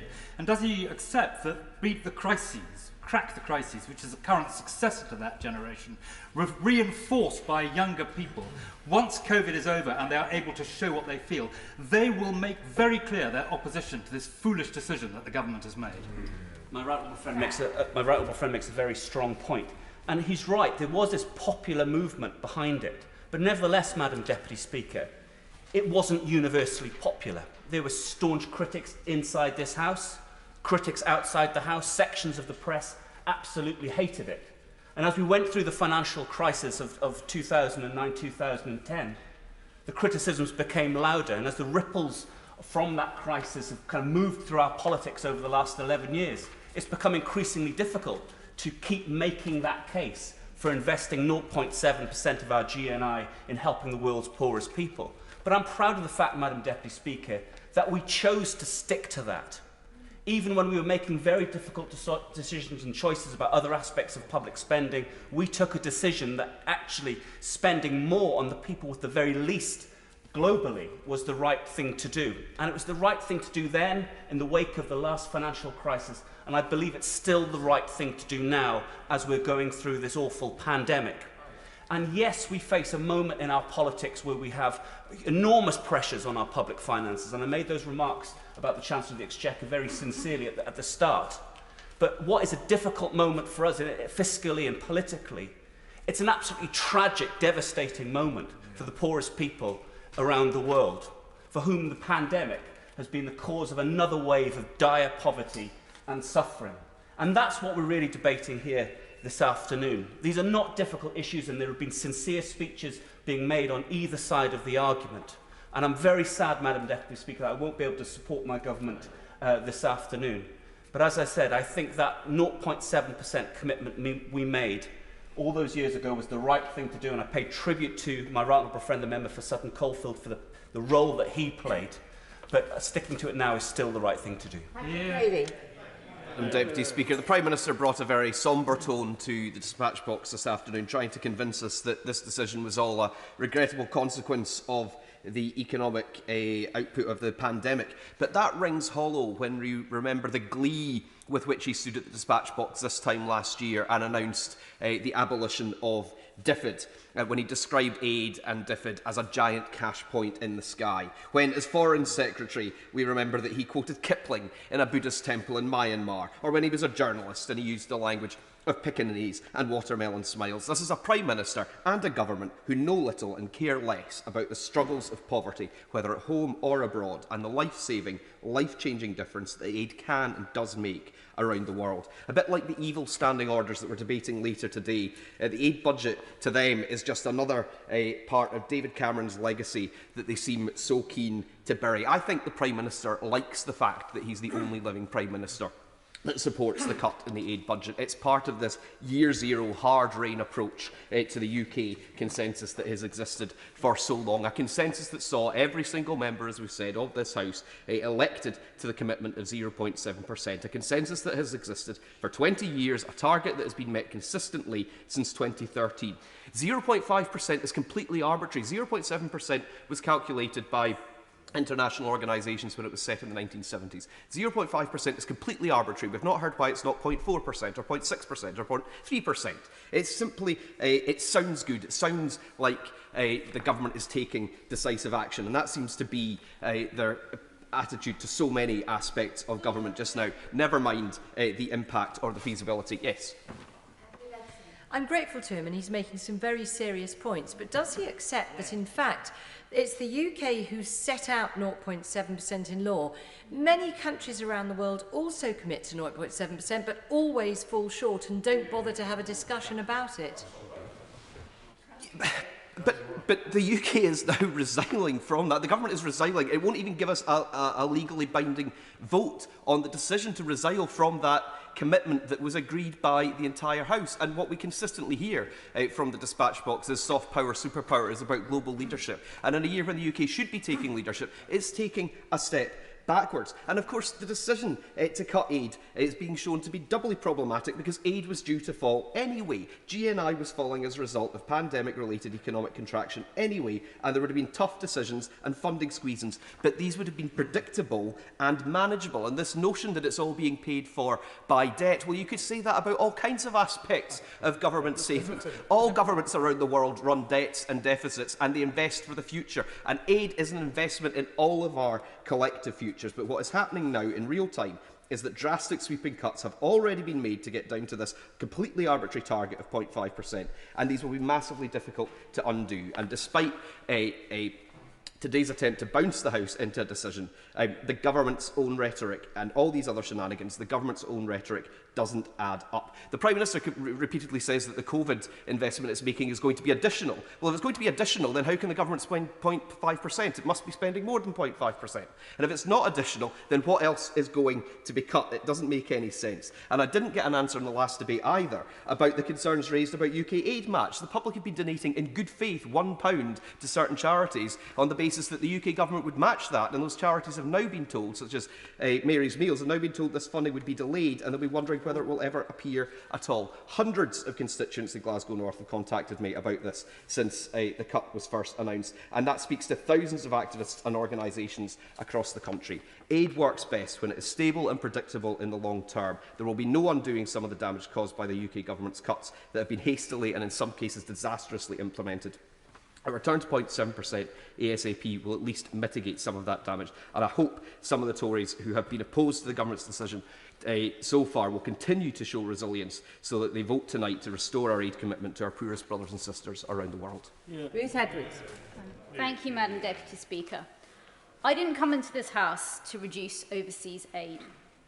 But then I also didn't come here to tell people that they can't see their parents or their grandchildren, that they had to close the business they've spent years building up, or that they couldn't get married with their friends and family there to support them. These are just some of the soul-searching choices that COVID has forced on all of us in the last 18 months. And today's choice is no different. Voting for the government's motion will take £5 billion out of the overseas aid budget. Voting against it will cut £5 billion out of our public services here in the UK, or necessitate tax rises on our constituents, many of whom have been living on restrained incomes over the pandemic. It's important that we're honest with our constituents, especially at a time when the NHS has got a huge task to get a backlog of millions of operations and treatments down, when so many children have had their education so badly disrupted, and when the police are dealing with a chilling rise in crimes like domestic violence. Now, there have been some suggestions in this debate here today. My right honourable friend, the member for Halton Price and Howden, has suggested cutting HS2. No doubt very popular in some places, but something that many of my business leaders throughout the East Midlands has made clear will significantly degrade the ability to grow the economy there. The right honourable gentleman, the member for Dundee West, has suggested degrading our cyber capabilities at a time when our public services, when our businesses, when our society is increasingly reliant on digital infrastructure and digital services. So there are no easy choices here. There are no cost-free options. The second point I want to make, Madam Deputy Speaker, is that the definition of ODA is very narrow. It excludes much of the support the UK provides overseas from being included in it. £85 million invested to help develop the Oxford AstraZeneca vaccine, which is now being distributed without profit across the world. We are the largest donor to Gavi, immunising 300 million children against infectious diseases, and we provide £350 million a year to the UN's peacekeeping budget on top of our ODA contributions. And finally, Madam Deputy Speaker, even with the reduction to 0.5%, the UK will spend more as a percentage of GNI than almost any other major economy, more than the US, Canada, Japan, and well above the OECD average. We will still be the third largest bilateral humanitarian donor in the world. So to talk about Britain as if it's withdrawing from the world or turning its back on people is, in my view, divorced from reality. Pascal. Thank you, Madam Deputy Speaker. I, first of all, like others, would wish to pay tribute to individuals on the government benches who have brought us here because of their tenacity, who have shown the courage of their convictions. Convictions that the government claimed to hold, but despite the obfuscation of the Prime Minister, are seeking to renege on, which is why I think this debate, as I say, is so welcome.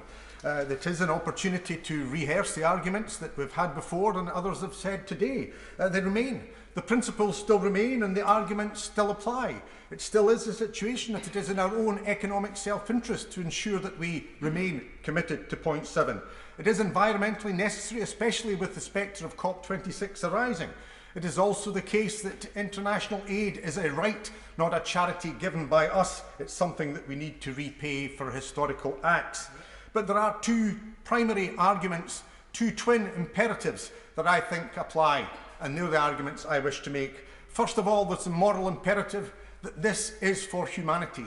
We are all part of the human race and we require to look after our sisters and brothers wherever they are, whatever nationality or passport they hold, even whatever colour that passport may be. Equally, it's a necessity of public health, which is in fact the corollary of that, because it's in our own self-interest that we carry out these actions. Dealing first of all with the moral argument, it's been made quite clear by many others, quite eloquently, that this will be catastrophic.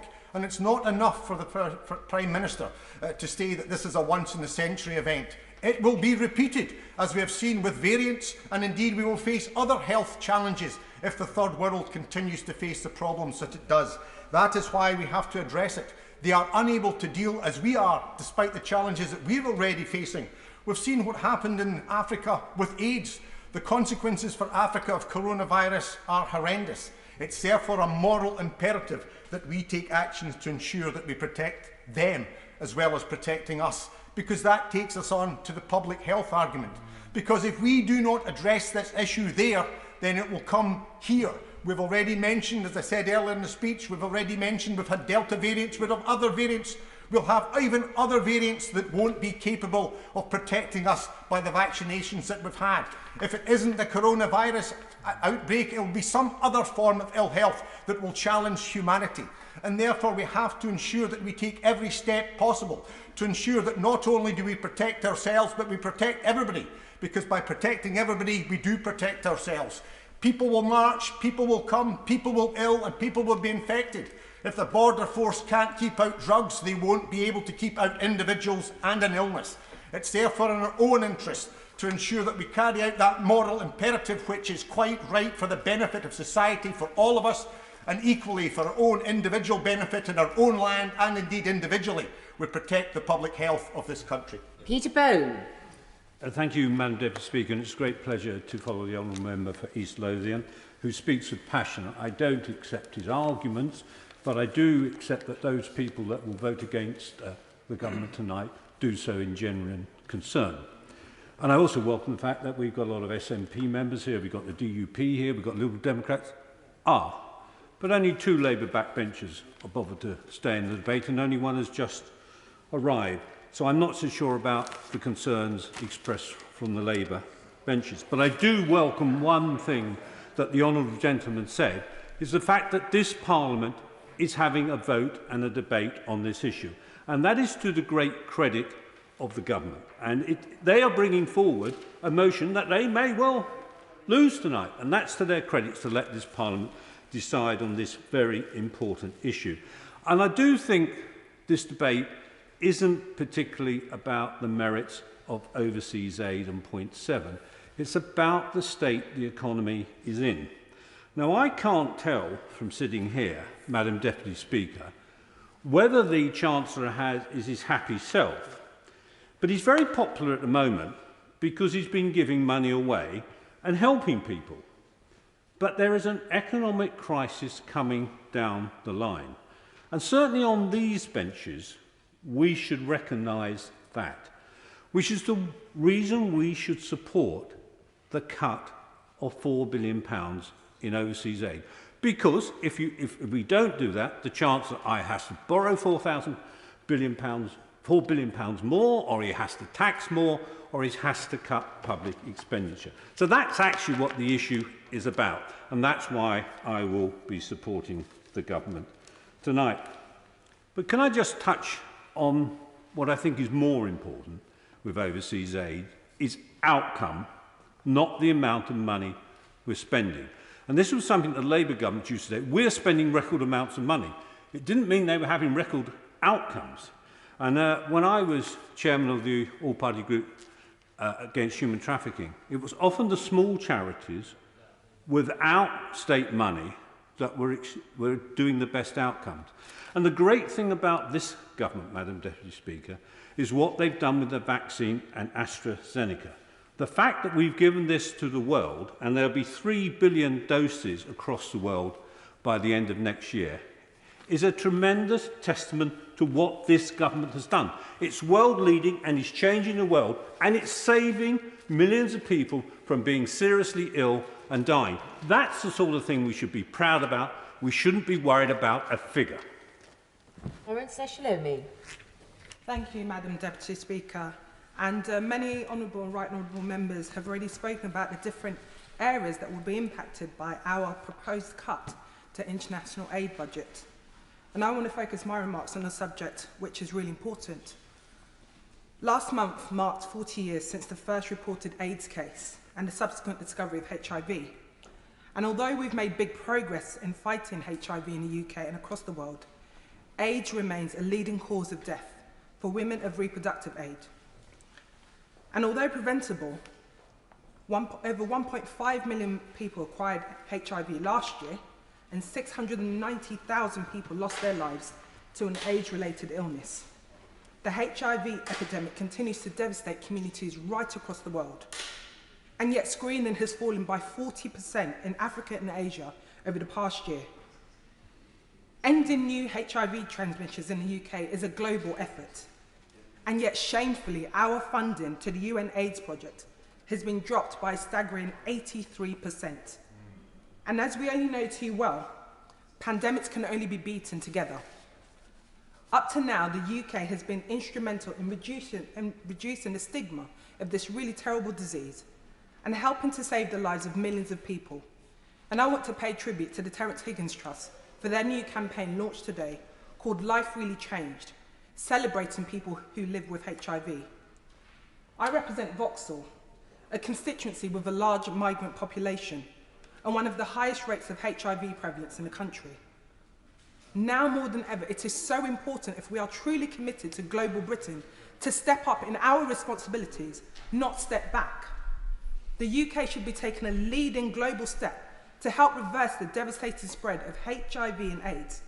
Otherwise, how are we supposed to meet our target of 0 transmissions by 2030? I hope members will reflect on that.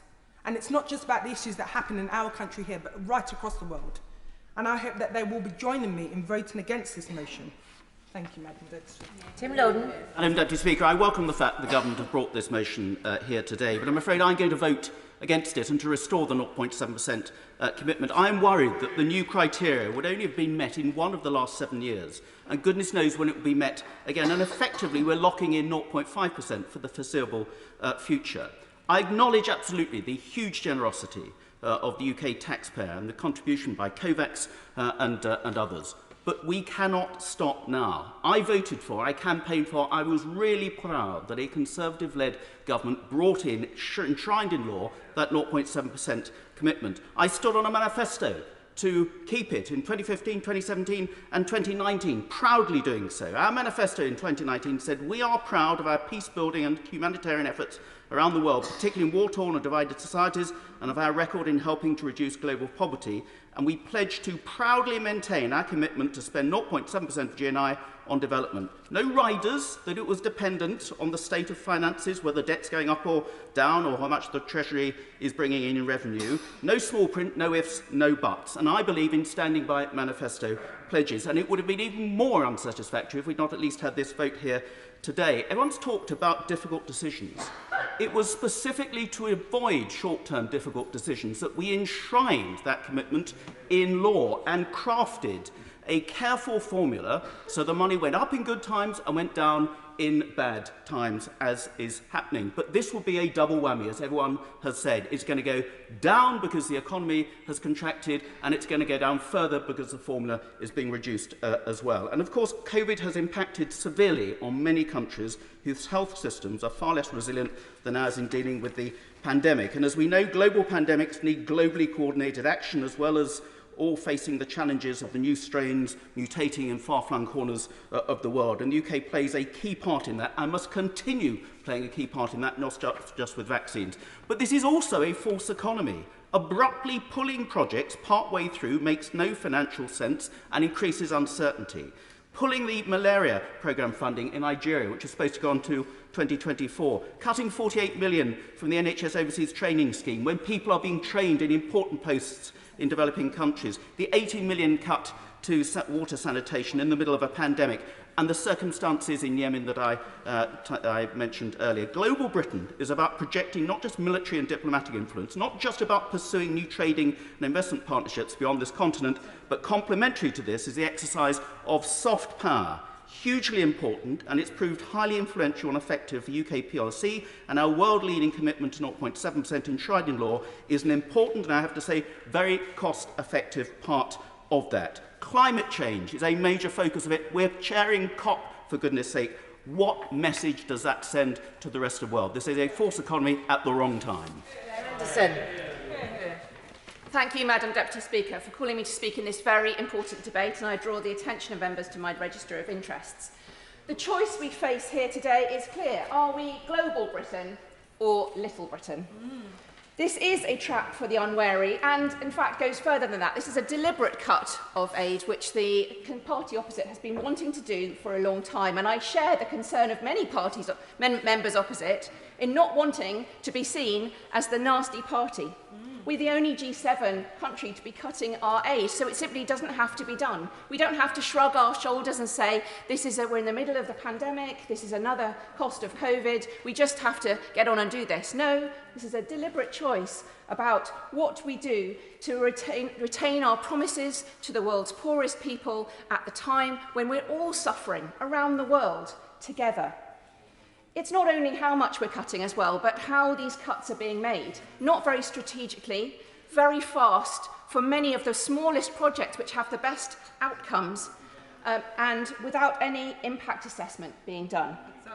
0.7 is not some arbitrary figure dreamt up by a Treasury civil servant. One of the most memorable days of my life was standing on a stage in Edinburgh introducing Eddie Izzard to a massive crowd of people. Why would I bring this up now? Because it was a Make Poverty History rally.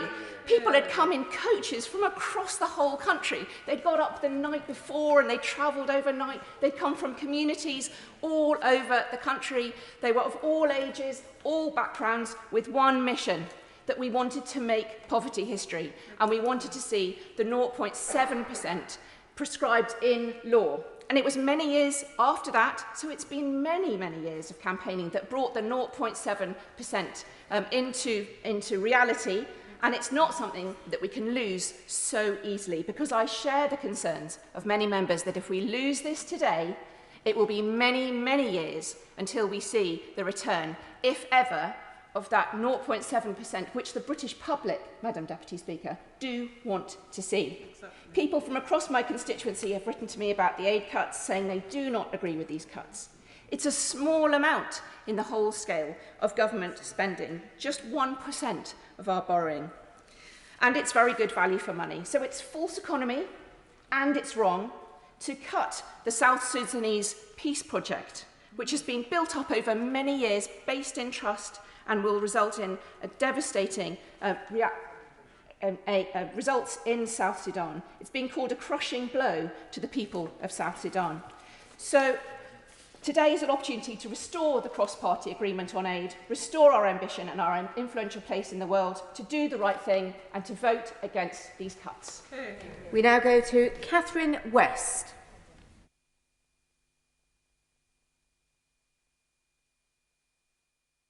We don't seem to have any voice for Catherine West, so I'm going to go to Tobias Elwood and come back to Catherine West. Tobias Elwood. Thank you very much, Madam Deputy Speaker. This is a vote about our soft power, a vote on the definition of global Britain, a test of our political courage to see the bigger international picture and stay committed to our international obligations even when we face difficulties at home. I will not tire of telling this House just how dangerous and complex our world is becoming. A simple question I put to the Prime Minister, the National Security Advisor, the Defence Secretary and all the respective heads of the armed forces: is global instability over the next 5 to 10 years going to increase or decrease? And in every single case, the answer was increase.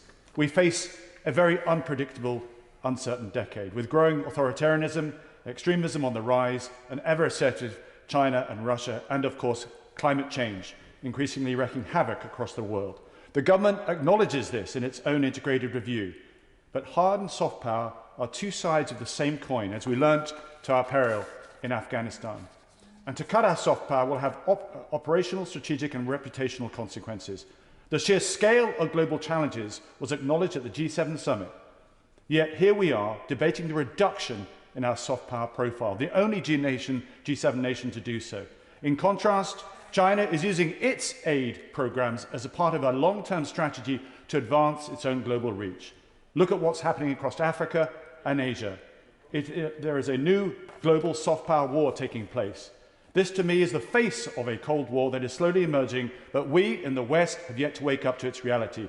China is weaponizing its immense soft power to significantly advance its influence and reach and to promote its own interpretation of the international rules-based order. And it ensnares dozens and dozens of countries into its sphere of influence. This is why we should not be diminishing our own soft power. I suspect the government may succeed today in winning the argument, but it will lose the moral high ground. We claim to be a problem-solving and burden-sharing nation with a global perspective.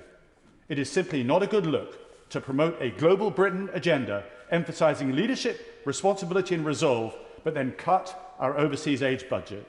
I urge the government to ask what Churchill might say to the House now, given the 1930s feel to the world. Why not articulate to the nation the wider geopolitical uncertainty that we face, the urgency for the West to regroup, and the influential role that Britain could play if we retain our soft power commitments so we can begin to address the progressively dangerous trajectory our world is now on. I have no doubt if the government did this, the nation would be fully in support. O'Hara. Deputy Speaker, may I begin by saying how pleased I am that the Government has finally bowed to pressure and we in this House are having the vote that we were promised in cutting money to the world's poorest people. And it's absolutely right that we have that vote, because every member of this House must declare his or her position. I fear that without a meaningful vote, the members opposite could continue to hide behind crocodile tears or meaningless words of regret without ever having to display the courage of their conviction and stand up and tell this government that the decision to take £5 billion away from the world's poorest people is fundamentally wrong and morally repugnant. So at the end of this debate, we will all have to declare where we stand, and no one can continue in the hope that by choosing to stay silent, that he or she will not be asked to come off the fence. And although this vote has been a long time coming, it does mean that we are all in this House well rehearsed of the arguments. And absolutely no one can pretend that he or she does not know what they are voting for this evening, or they do not understand the consequences of their actions when they vote. And they now know that if they do support this motion, that money is not coming back. Madam Deputy Speaker, I find it utterly incomprehensible that the government of one of the richest countries in the world appears hell-bent on making the poorest people on this planet even poorer and more susceptible and vulnerable to disease, hunger and a lack of clean water. And for them to push this as vigorously as they have done, despite every single analysis telling them and us that millions of people will die, simply beggars belief. And it is shameful that if this motion is agreed tonight, it will mark a new low point for a country that pretends or boasts about being a beacon for tolerance, decency and humanity. This is the test of that vote. As I've said before, this country has a moral obligation to help those and now what we call the developing world, not least because this country is in no small way responsible for the situation that they now find themselves in. The UK, Great Britain, grew rich, powerful on the backs of the world's poor. We invaded, conquered, divided and plundered, leaving behind an impoverished wasteland. And it's about time this country woke up to its moral responsibility to assist those we abandoned to live with the consequences of British imperialism, and we should not be running away from that responsibility. And those on the benches opposite have to accept that as a consequence of their action tonight. We now go back to Catherine West. Thank you, Madam Deputy Speaker. And could I say what a pleasure it is to follow the member for Argyll and Bute, who's wearing a navy suit and a navy tie with white dots on it, just like our favourite football manager, Mr. Southgate. I'm very proud to stand on my promise today, laid out in the manifesto of each of the political parties in the House, for the UK government to spend 0.7% of gross national income on the world's poorest. The UK's economy and health have been ravaged by COVID, and in my local authority area alone, COVID has led to many, many deaths and the loss of jobs. Haringey Borough has one of the highest numbers of workers on furlough and at risk of joblessness in the autumn, and child poverty is on the increase. However, my constituents care deeply about the work the UK does across the globe, especially in Africa. They do not wish to see so many girls lacking in education. They do not wish to see more infants die from malaria. And they do not wish to see Daesh prosper from the withdrawal of important civil society programs promoting stability across North Africa. This decision today will affect the UK's regional universities as well. For example, it could inhibit the important work that is done to strengthen health systems across the globe by working with doctors and nurses through the Liverpool School of Tropical Medicine, or the important scientific work carried out to make insecticide-treated anti-malarial bed nets through Durham University research capacity. The Prime Minister claims to support British science, but this motion suggests the opposite. We know that in 2021, there were 23 more billionaires who reached the Times Rich list. Inequality is worsening day by day, and this proposal fails to address the grotesque inequality across the globe. If I thought by agreeing with the government today it would instead fund summer schools for children in my constituency, or would mean reinstating the 5,000 mental health beds withdrawn since 2010, or it would fund the capital needed on social homes to fund home housing services for those in housing need, I would change my mind. Instead, this motion is the beginning of more austerity, the £20 cut to universal credit recipients, the potential breaking of the triple lock for pensioners, and further cuts to local government. The last 10 years has brought the country to its knees and weakened health systems and society. So when COVID reached our shores, we fell like flies. When will we learn that the government must act to protect and build defences, or else we will suffer even more? Mangnall. Thank you, Madam Deputy Speaker. And can I start by thanking the government, because they have been courteous in having the Prime Minister and indeed the Chancellor both present and respond to this debate. They have been courteous in holding a vote at long last. But I'm afraid that is where my thanks end. As we have heard in the course of this debate, this was not only a manifesto commitment by every political party in this place, it was also a commitment to the world's poorest. It was a commitment to join in force with other nations around the world. And many members in this House have said that we didn't do anything, no other country followed us. But Germany, Denmark, Sweden, Norway, Luxembourg all now fulfil the 0.7% target. France next year is set to hit the 0.7% target. The United States of America has uplifted its spending by $16 billion. And we say that we didn't have influence, Madam Deputy Speaker. Well, I beg to differ. What we are debating today is really about the fight for parliamentary engagement What this House voted on in 2015 in the Development Act, which enshrined the right to make sure that we weren't making short-term decisions, to make sure that when the good years were good, the spending went up, and when the bad years were bad, the spending went down, something that we should have kept in mind before we made today's decision. Instead, Madam Deputy Speaker, what we have been offered is a mirage. What looks like a compromise is something that will never be reached. It is an issue that, despite the arbiters of the OBR, the spending decisions will still be made by the Treasury, and this announcement comes before a spending review. So we don't know how much is going to be spent on social care, on health, on education. We don't know what the financial commitments will be of the government in the years to come, and therefore we are being led down the garden path. And for that, Madam Deputy Speaker, I am appalled. Like Gordon Brown's checklist to join the euro, we will never meet these targets. Madam Deputy Speaker, this is a short-termist approach. I have seen the value, as has many of members in this House, of what we spend in foreign aid, whether it is women's education, whether it is on AIDS programmes, whether it is de-radicalisation, whether it is on climate change. I believe passionately that the UK leads by example in these areas. And for that, I will not apologise for voting against the government tonight. I will not apologise for the fact that I will be standing up on behalf of the NGOs and the experts who are based in the UK, who operate around the world, who lead by example and help other organisations follow suit. For that, Madam Deputy Speaker, I offer no apology.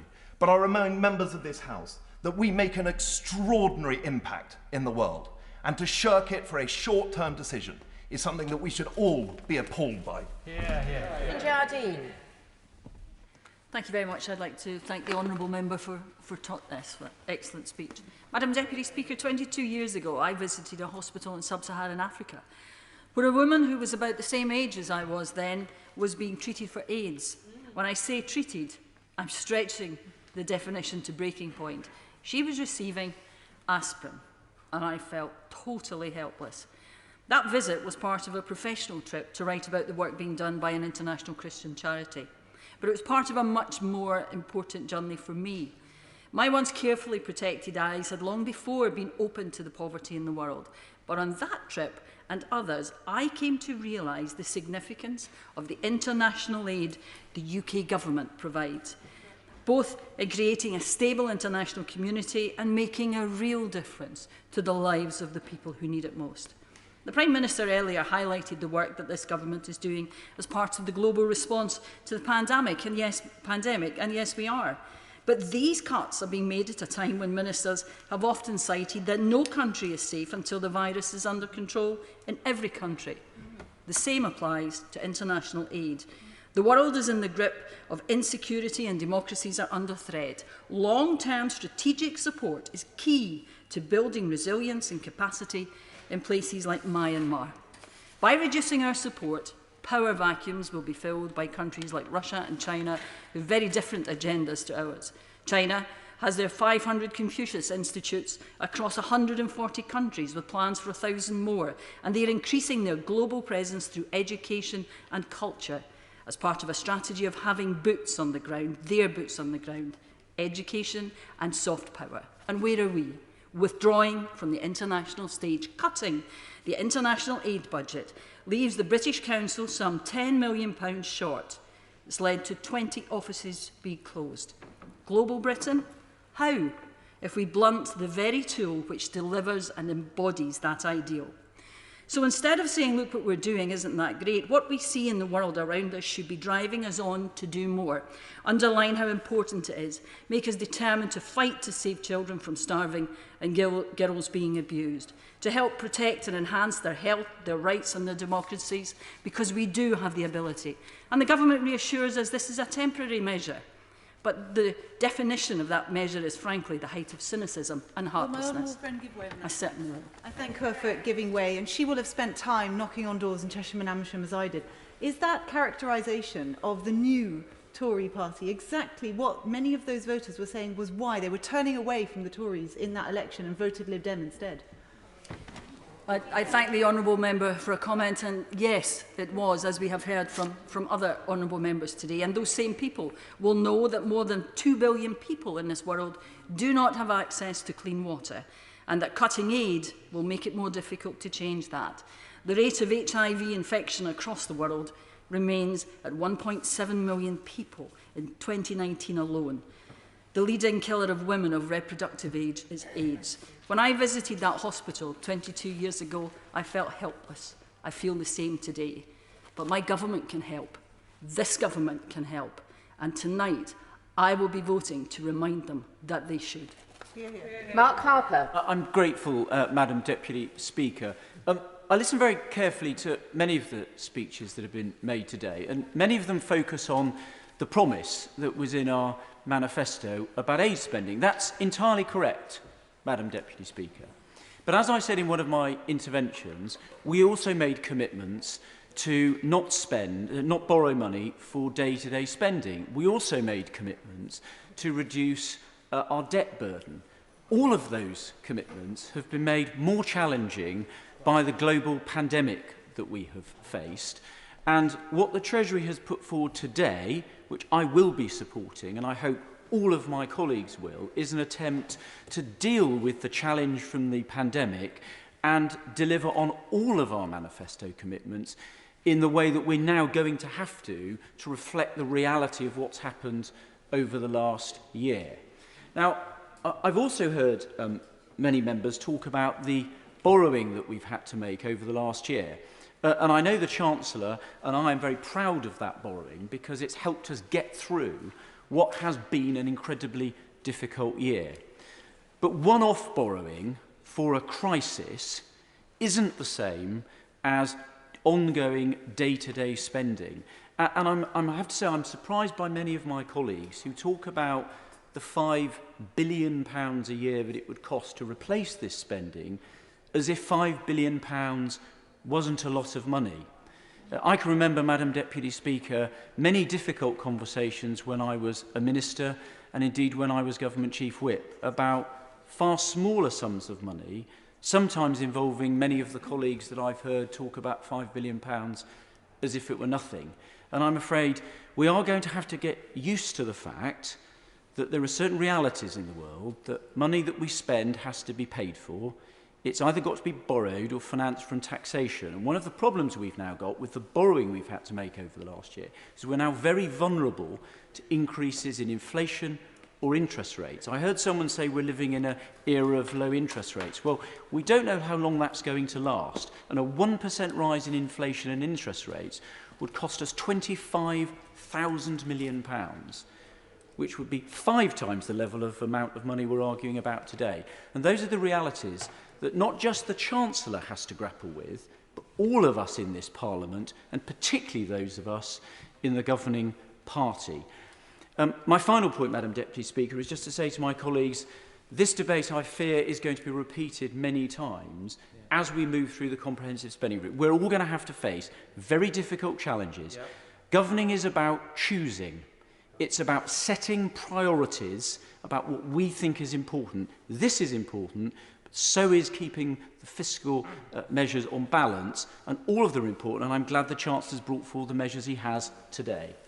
I'm sorry we haven't been able to get more speakers in, but we now have to move to the round-ups. Shadow Chancellor of the Exchequer, Rachel Reeves. Thank you, Madam Deputy Speaker. This government says global Britain is at the heart of how we engage with the world. But this move to unilaterally cut overseas aid is a direct attack on what it means to be global Britain. It is a decision that will reduce our power, it will reduce our influence in the world, and it will undermine our security here at home.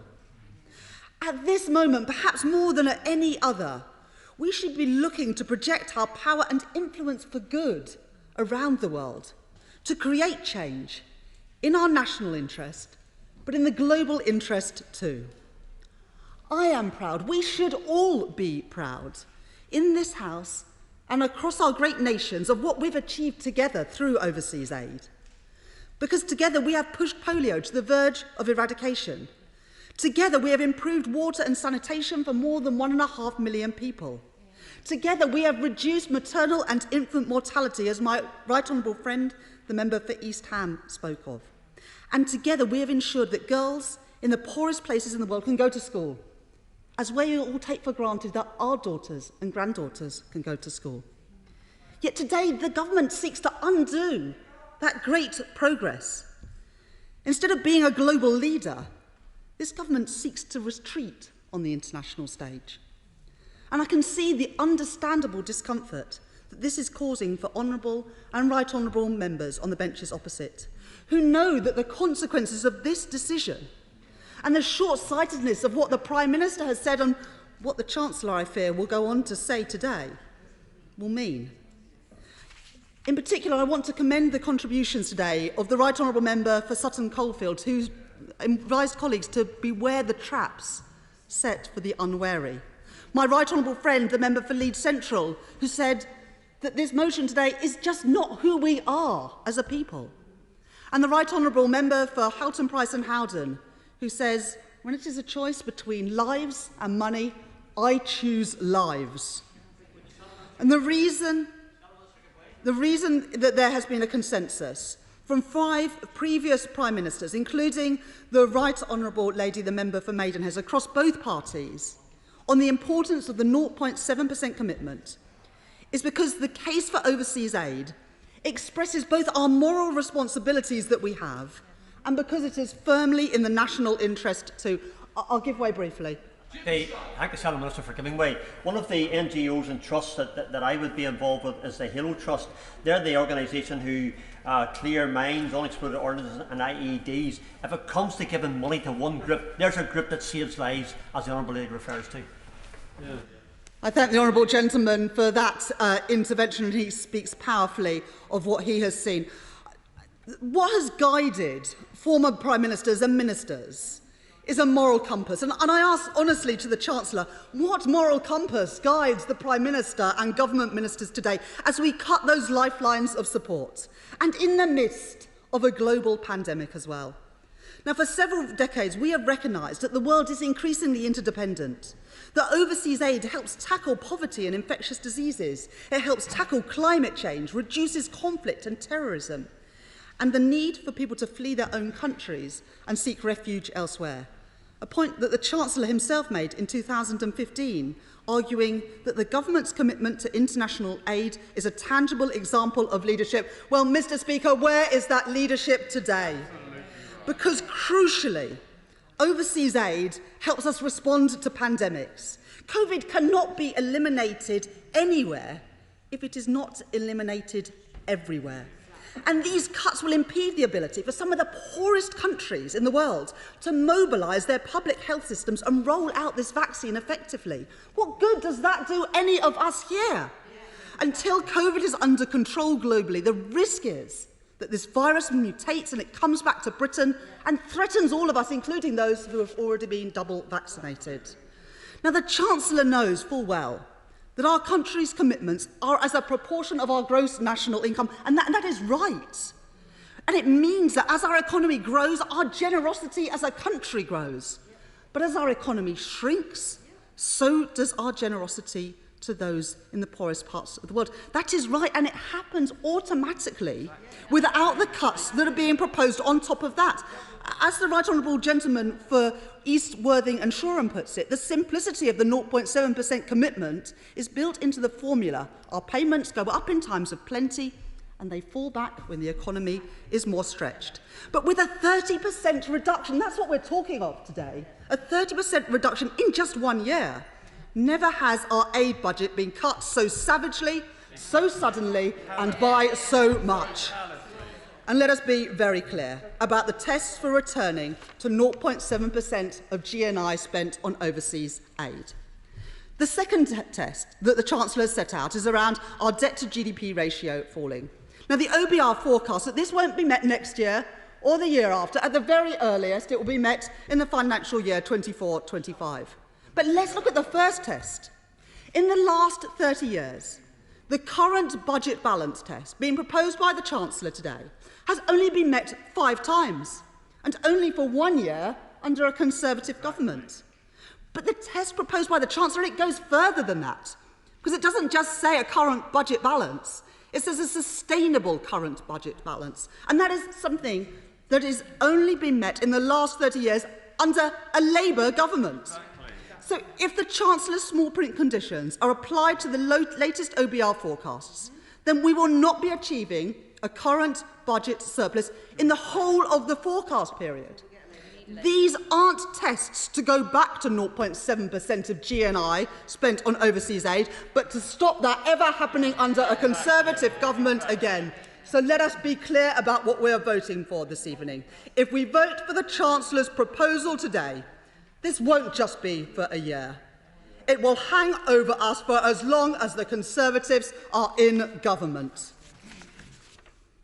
Mr. Speaker, if the Chancellor is serious about saving money, and I believe in value for money in every pound of taxpayers' money spent, then why, Mr. Speaker, did the Chancellor happily sign off cheques? £2.6 million on a media briefing room that won't be properly used. £200 million on a vanity yacht project to sell global Britain around the world. Well, why not invest that money on overseas aid instead? £37 billion on a test and trace system that doesn't even work. And £2 billion on crony contracts for friends and donors of the Conservative Party. What exactly does it say about the priorities of this government? And why is the overseas aid budget being singled out for cuts by this government? Because it is ideological, it is not about value for money. If this is what goes through this evening, and this is what the House votes for, it will diminish Britain. It will reduce our power and influence for good in the world. And it will undermine our security here at home too. This isn't just about how much aid we give overseas. It's about the country that we are and the country that we want to be. Whether you're a government or a football team, when you're on the world stage, how you conduct yourself and whether you lead by example really matters. Many honourable and right honourable members on this side and opposite too know in their hearts, but in their heads too, that what the government is proposing is profoundly wrong. And they also know full well that it breaks the proud promises that we all made at the last election just 18 months ago, not just for the crisis, but for as long as the Conservatives are in government. So I urge honourable and right honourable members to reject this motion today and do what they know is right for the poorest people in the world and to honour those proud commitments that we all made in the national interest. Chancellor of the Exchequer, Rishi Sunak. Mr. Speaker, I'm grateful to members on all sides for their passionate and principled contributions to today's debate. And given the short time available, let me just highlight some of the powerful speeches we've heard in support of the government's motion today, including from the honourable members for Somerton and Frome, Hitchin and Harpenden, Rutland, Derbyshire Dales, Rushcliffe and Wellingborough. Now, of course, Mr. Speaker, I am disappointed that not all of my colleagues feel able to support the government today, including the right honourable member for Maidenhead. And of course, nobody can doubt the sincere commitment to this cause by the right honourable member for Sutton Coldfield. And I'm grateful to the honourable member for Tonbridge and Malling for his kind words about my career before being in this place. There were particularly thoughtful speeches, Mr. Speaker, from the members, or the right honourable members for Tunbridge Wells and Kenilworth and Southam, both of whom highlighted the explicit provisions in the 2015 Act that envisaged these circumstances happening. I can give the right honourable member for Tunbridge Wells my commitment to the £22 billion, which I believe very strongly in, as does the Prime Minister. We are determined to create a science superpower in this country. As ever, my right honourable friend, the member for Forest of Dean, made a powerful speech about our promises, Mr. Speaker, all our promises, not just some. And whilst the party opposite may not be concerned with promises about managing the public finances and responsibly looking after people's money, people on this side of the House always will, Mr. Speaker. Mr. Speaker, before I begin, may I also pay tribute to those members who have worked with the government, and I'm grateful for their constructive cooperation over the past few weeks in finding what I believe is a genuine compromise to bring this House together so that we can support a policy which commands, I think, the broad acceptance not just of this place, but of the British people. Those right honourable members and honourable members include the members for Stafford, Bromley and Chislehurst, Milton Keynes North, South Northamptonshire, and Bexhill and Battle. I am very grateful to them for all their engagement. Mr. Speaker, what we are asking the House to vote for today is a roadmap for returning to 0.7%. This roadmap reaffirms our values whilst recognising the reality that COVID has caused severe damage to our public finances. It puts beyond doubt that the reduction in the aid budget is temporary. It defines a reasonable set of tests for when we will return to 0.7, and it makes those tests objective and verifiable based on data, not dates, measured not by the government ourselves, but by the independent OBR. I'm happy to give way. Grateful for the Chancellor giving way. Does he accept that in areas of instability and potential social decline, when you withdraw aid and you withdraw support, they are more likely to end up needing the support of our military? We know this for fact because we've had to do it a lot in the past. Does he not accept the principle that in areas that are extremely volatile, it is much, much cheaper to the British purse to support via aid workers than to send the military in with hardware and to put our soldiers in the front line, often in danger? Yeah. Well, Mr. Speaker, it is not either or. This government is doing both. We are one of the largest donors to the UN peacekeeping operations, and is why we are making a difference in countries across the globe, not just through our ODA budget, but through all the other ways we express global leadership. I'm extremely grateful to the right honourable for giving way. He's right. The countries with big hearts also need clear heads. So will he confirm that with the roadmap he set out today and the proposals before this House, we will still be spending 20% more than we were when the party opposite was last in government on overseas aid? If my numbers are right, Mr. Speaker, as a percentage of GDP, we were for the last few years spending double what the party opposite ever spent when they were in office, and he is right about what we will be doing even at this reduced level. But, Mr. Speaker, let me make some progress. Today's approach is a pragmatic approach to meet our commitments to the world's poorest today and have the secure fiscal foundations we need to meet those commitments for decades to come. Mr. Speaker, we should be proud of what UK overseas aid means to millions of the world's poorest people. It means tens of millions of girls around the world getting a better education. It means food parcels stamped with a Union Jack arriving in famine-stricken countries like Syria and Somalia. It means wind turbines, solar panels and hydroelectric dams generating clean energy in developing countries. And I am proud, as I know the whole House will be proud, of the extraordinary good this country is doing around the world. Grateful to the Chancellor, and would he remind the House, who are rightly very keen that we save as many lives as possible, that this country has given a great gift to the world with many free vaccines and pioneering the cheapest and one of the best vaccines to save lives all around the world. I completely agree with my right honourable friend, and I will come on to that in a minute. Mr. Speaker, I'm proud too of our response to last year's economic crisis, the deepest recession this country has ever seen. In total, we've provided hundreds of billions of pounds to protect jobs, keep businesses afloat and help families get by. That was the right approach, but we should be clear-eyed. COVID has severely damaged our public finances. The highest level of borrowing since World War II.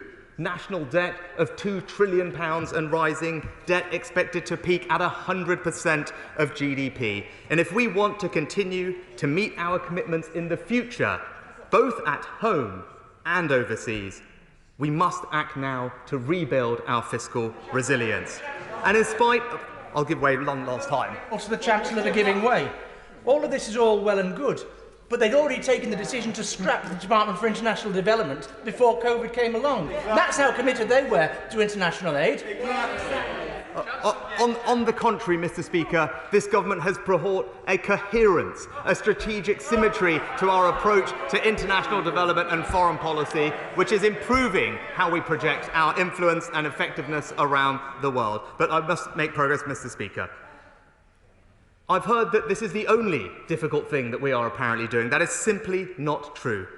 We have had to build fiscal resilience and have asked businesses to pay more tax. We have frozen the personal income tax allowance, taken a targeted approach to public sector pay, and yes, we also had to take the difficult decision to temporarily reduce our aid budget.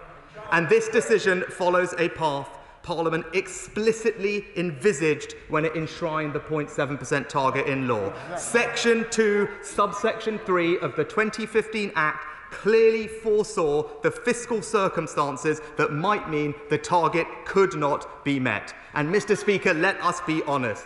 If that test is not being met in the aftermath of the worst economic shock in 300 years, surely it never will. This decision, Mr. Speaker, is categorically not a rejection of our global responsibilities. The UK will spend over £10 billion this year on overseas development. According to the latest figures, that's more as a proportion of our national income than all but 2 of the G7 countries, more than Japan, Canada, Italy and the United States, and much more than the average of the 29 countries in the OECD's Development Assistance Committee. But our spending on humanitarian causes goes far beyond just our ODA budget.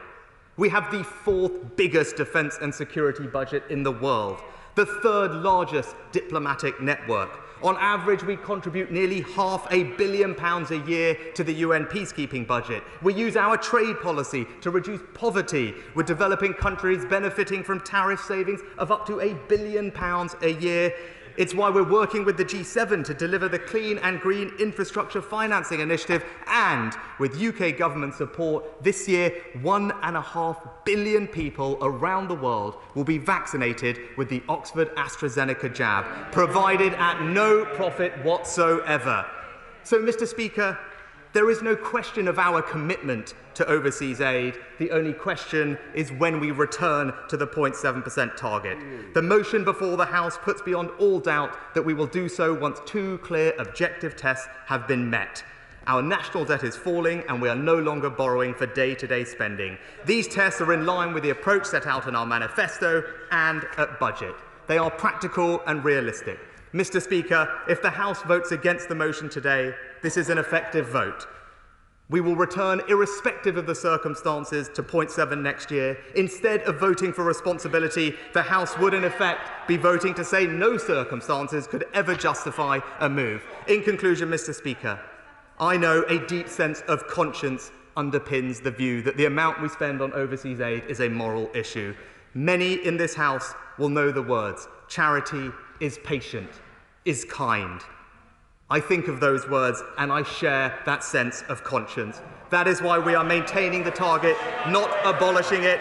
It's why we are setting out the conditions, not obscuring. Is that ready? We are basing the conditions independently. Order, order. The question is, as on the order paper, as many that opinion say aye. Aye. Of the contrary, no. No! Aye. Division, clear the lobbies.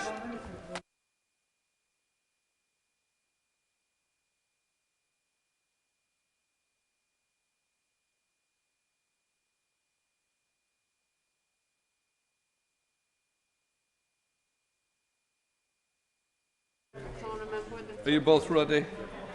Quick one. Okay. The question is, as on the order paper, as many that opinion... Order. Let's sit down, please. The question is, as on the order paper, as many that opinion say aye. Aye. The contrary, no. No. The tellers for the ayes are David Rutley and Maria Coalfield. For the noes, I've got it the wrong way round. For the tellers for the ayes are Jessica Morden, Anthony Magdal. For the noes are David Rutley. You're the ayes. I was right first time. I was right first time. Somebody said I wasn't. I was. Right. For the ayes are David Rutley and Maria Coalfield. For the noes, Jessica Morden and Anthony Magdal. Thank you.